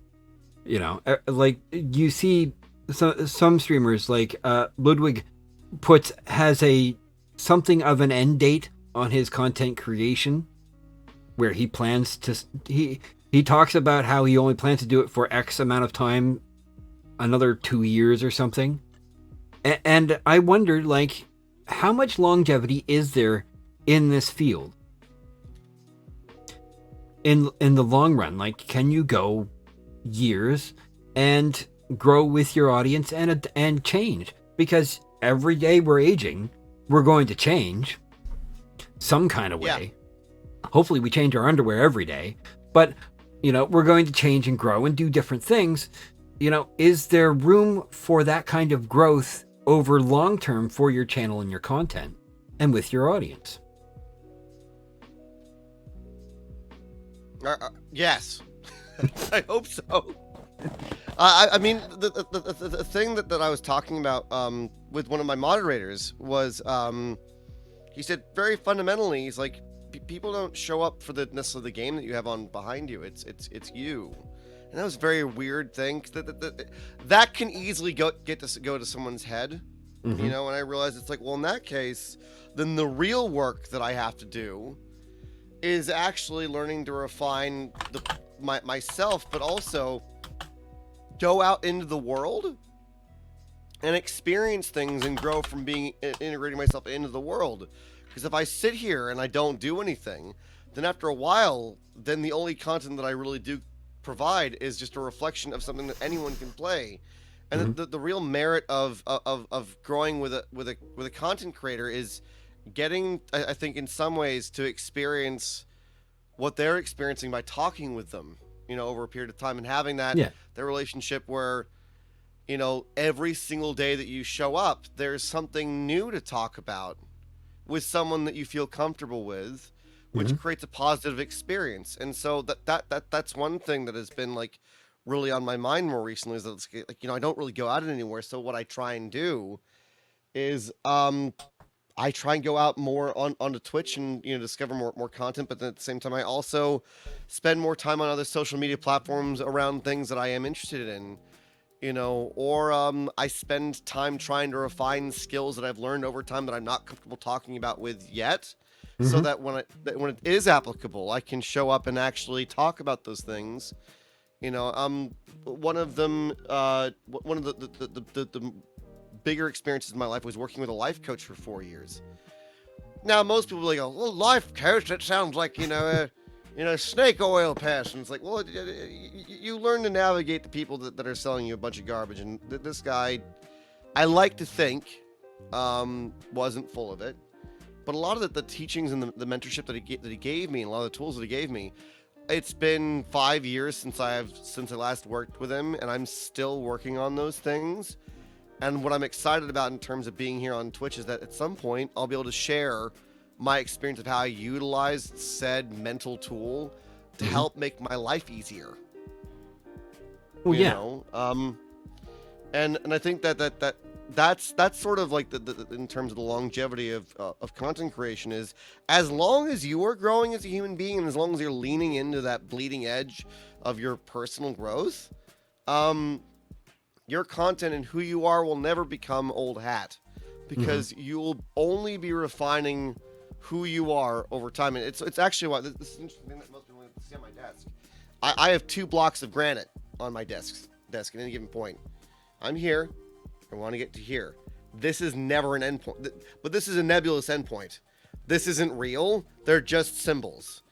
Realistically, I'm always going to be here, but this is where I want to get to. And if you get down to like with a microscope, it's going to be rough edges anyway, right? Mm-hmm. But that's the point, is that it reminds me, you know, that we have to,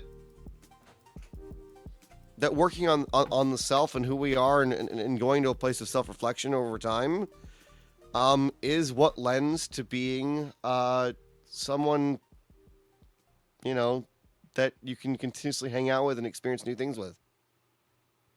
Okay. Absolutely, and I like that imagery, and it gives me a thought. So, is there a moderate amount of stuff on your desk? Like how much stuff is on your desk? Lot. Right now, a lot, because I had to unpack and repack a bunch of video equipment for the music video that I shot yesterday. So there's a lot of stuff on my desk right now. Okay. How much there's a stuff? Spot where my street. I'll go segue into that. How many things have meaning? Like have a personal meaning on your desk, not just like stuff you need to do and stuff you're doing, but like could you grab something and it have a specific meaning or memory for you? Let me see if I can get this off properly. Need it. Okay, have I forgotten how to get things off of things? Yeah, that's fun. Mala, which is a Buddhist thing for meditation. Mm-hmm. I have it on my my other microphone that I use for broadcasting, on the boom arm, because it reminds me that even while I'm in the middle of a Twitch stream, it's a practice. I am practicing for the next thing. That this is not the end product. Another silly, innocuous thing. I have coconuts. I love Monty Python. Right? So of course you do. It was those sort of things. There's a really beautiful wooden box that I keep on my desk that actually has all the letters I've ever received from anyone. That this was a gift for my birthday, from one of my moderators that did the wood burning on all of this, and actually has the Lord of the Rings people on the back of it. Okay, that's beautiful. And then the cup that I usually drink from is also a gift. I even have, even though it serves no function and I don't smoke anymore, I have Gandalf's pipe, or a Lord of the Rings pipe on here, and it's some of it also is just functional stationery for like writing letters. Yeah. You know, I mean, I something that I really love to do is that I do wax seal all of my letters that I send out. Still, but I have a lot of stuff that is just a lot of function. I also have a bunch of audio equipment. The thing that you don't see over here that like you won't be able to tell really that well, but this and this are two different audio interfaces. So it's just like everything in this corner is geared towards creation. And then the other thing that you don't see is that there's guitars along the wall. This is also a very small space. It's a 10 by 12 room. You know, but most things on my desk have meaning. I mean, one of the things that I keep on my desk because I like, it's one of the channel point redemptions that I like, show me one of your swords, and I always offer, it's like, you know, I have a katana, I have a hand and a half sword, I have a knife sword. I also have a knife that I made, and people go, oh, there's a knife that you made, and so I have a knife that I forged from a billet. You know, this is my second project ever, and it reminds me all the time, you know. Well, let's be honest. I mean, this was a gift from a former brother-in-law. It's complicated, but I mean, everybody should have a blade on their desk. I mean, let's be honest. You need to be prepared for zombies, right? The reason I bring up the question is because recently I've seen on YouTube, like with Harris Heller and other people on Twitter, rating people's setups. Everybody's talking about their clean setups and clean desks and stuff. And it's a concept I don't understand. Because, well, partly it's because I need to have a certain amount of clutter. Because that's just, my desk reflects my brain. I mean, you need a clear workspace. But if you don't have those aspects of personality on your desk, it seems like there's something wrong there. Well, it's I would say I worry to some degree with an area that you work in that is overly clean, because I wonder, is it a compensation for not actually dealing with what's inside that you're controlling what's outside? A lot of the time. Exactly. And again, that is a generalized statement that anyone can interpret. It's not this is not some sort of Freudian or Jungian fact. A clean desk means a clean not mind. a judgment. It's like, no, human beings are nebulous like that. It's why mental health in general is still it's more of an art form than an actual science. There is science right behind it, but relative to everyone, like different things make other allow other people to feel more, positive and centered, like I think people would kind of go nuts if they notice the number of things that I have for holding picks all over my desk. Like I have 1, 2, 3, 4, 5 different little knickknacks so I can slide a guitar pick into to pull it to play a guitar when I break a guitar pick. This doesn't belong on my desk right now, but it's a herring. I have a herring on my desk. Why? Because it makes me laugh, and every time it's like if someone says redeems the herring, I zoom in and I go, hello. I've got a Mario Block mug. I don't use it for anything. It's just there. No red herring. No, it's not a red herring. I will say though, the like tidying your space so that it's manageable to see where everything is, that is healthy. Yes. But having it so it's like, I have only my keyboard, my mouse, and my Stream Deck on my desk. My answer is, what a luxury must be to have a house that holds a bunch of other stuff. Yeah. That. Yeah. Tiny home living, you have to, it refines what I have on my desk a lot of the time. But yeah, things on my desk are usually serve some sort of function or or a reminder of things. I mean, one thing that I have behind my desk actually right now that I'm not gonna pull down at any point was it's a picture of the image that says, "Congratulations, you're invited to the Twitch Partner Program," and above it I have a paw print for my dog who passed away. And someone would be like, like that just like clutter. Why are you gonna keep it there? I'm like, because it keeps me grounded and reminds me of the time that I applied and the reason I applied. And that being, and that's why I think that symbolism on your desk and things that you do are important. Because to me, when I see that, it reminds me of the beings that helped support me even to be able to do what I do. But it also reminds me of, it was a way of honoring a life that went away out of the world. And so forever and always now, like, if someone asked me, it's like, why do you continue doing Twitch streaming? Like, to honor, one, because I love it, and two, to honor a life of a being that I love that passed away. Because every evening after I was done with Twitch, I would go into the other room and I would hang out with my dogs.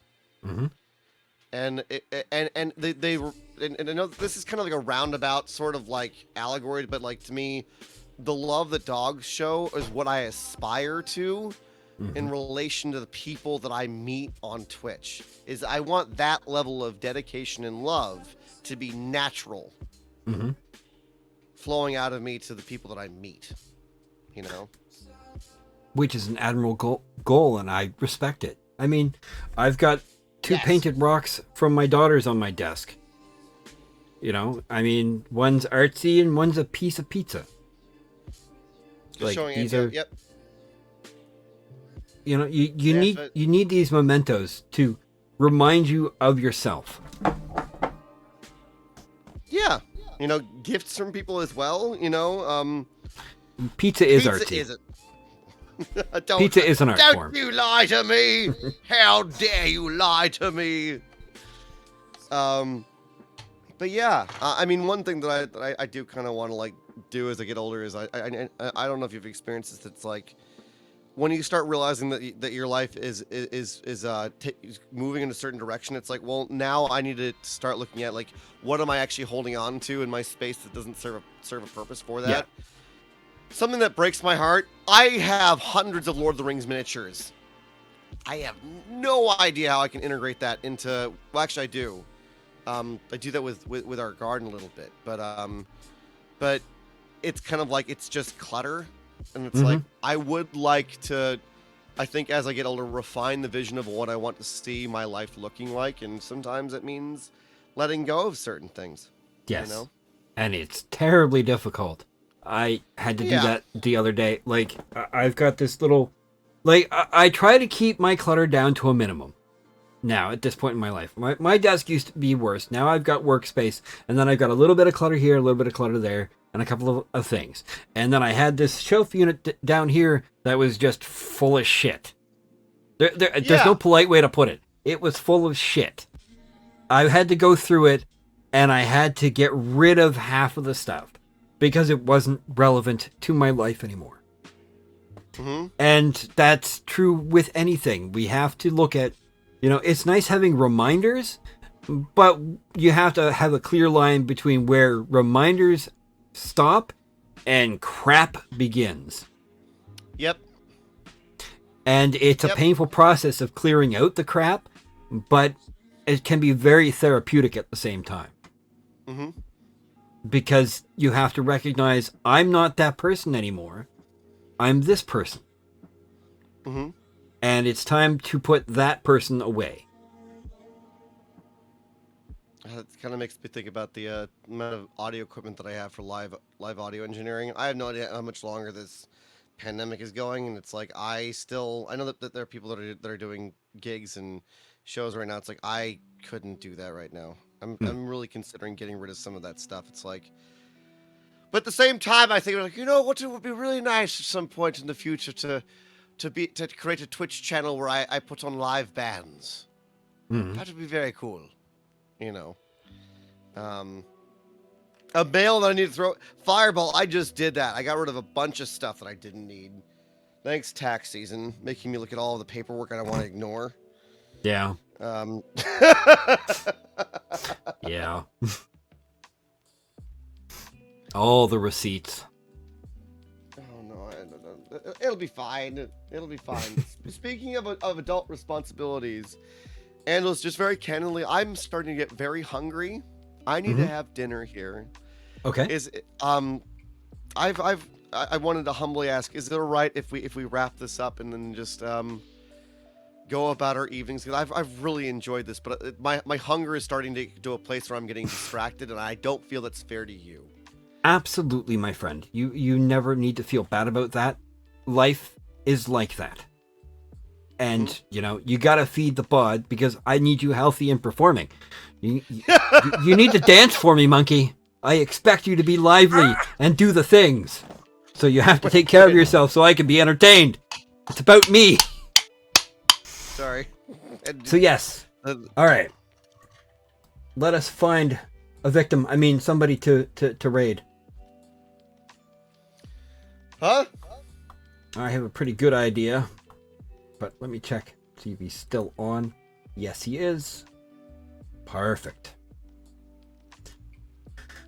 This has, of course, been fun, and we'll have to do it again in another 5 months. Yes, please. Maybe shorter amount of time.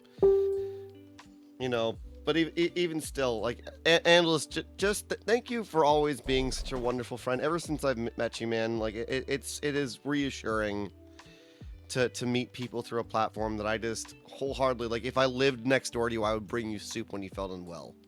Mm-hmm. Oh, absolutely. And I would bring you cookies. Because who doesn't like cookies? I'm trying to lose weight, Ange! Stop it! Chocolate chip cookies are healthy. I get it. I get it. You're allowed a cheat month. I mean, day.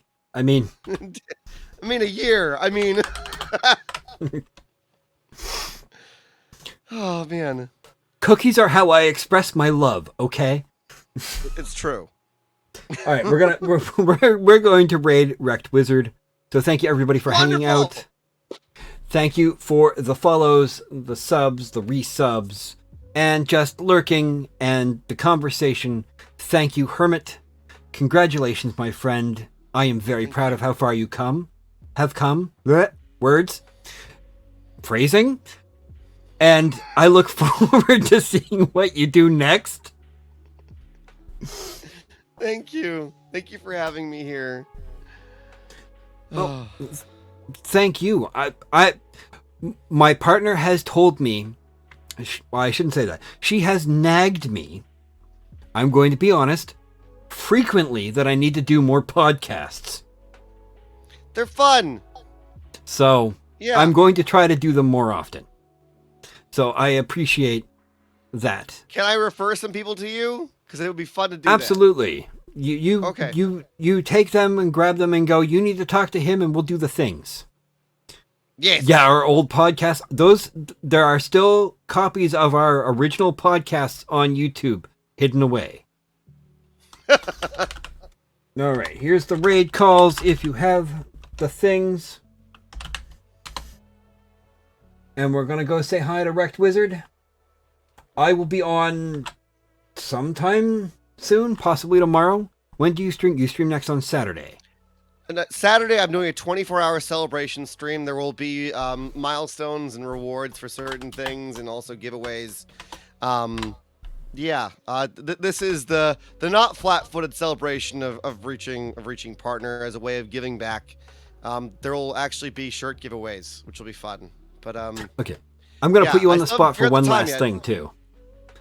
So, when are you gonna turn the shrubbery into a stream team? That is actually something that I'm going to be talking about with my moderators this evening. Did we already go? Yep, we already went. I timed it like that on purpose. Oh, shit.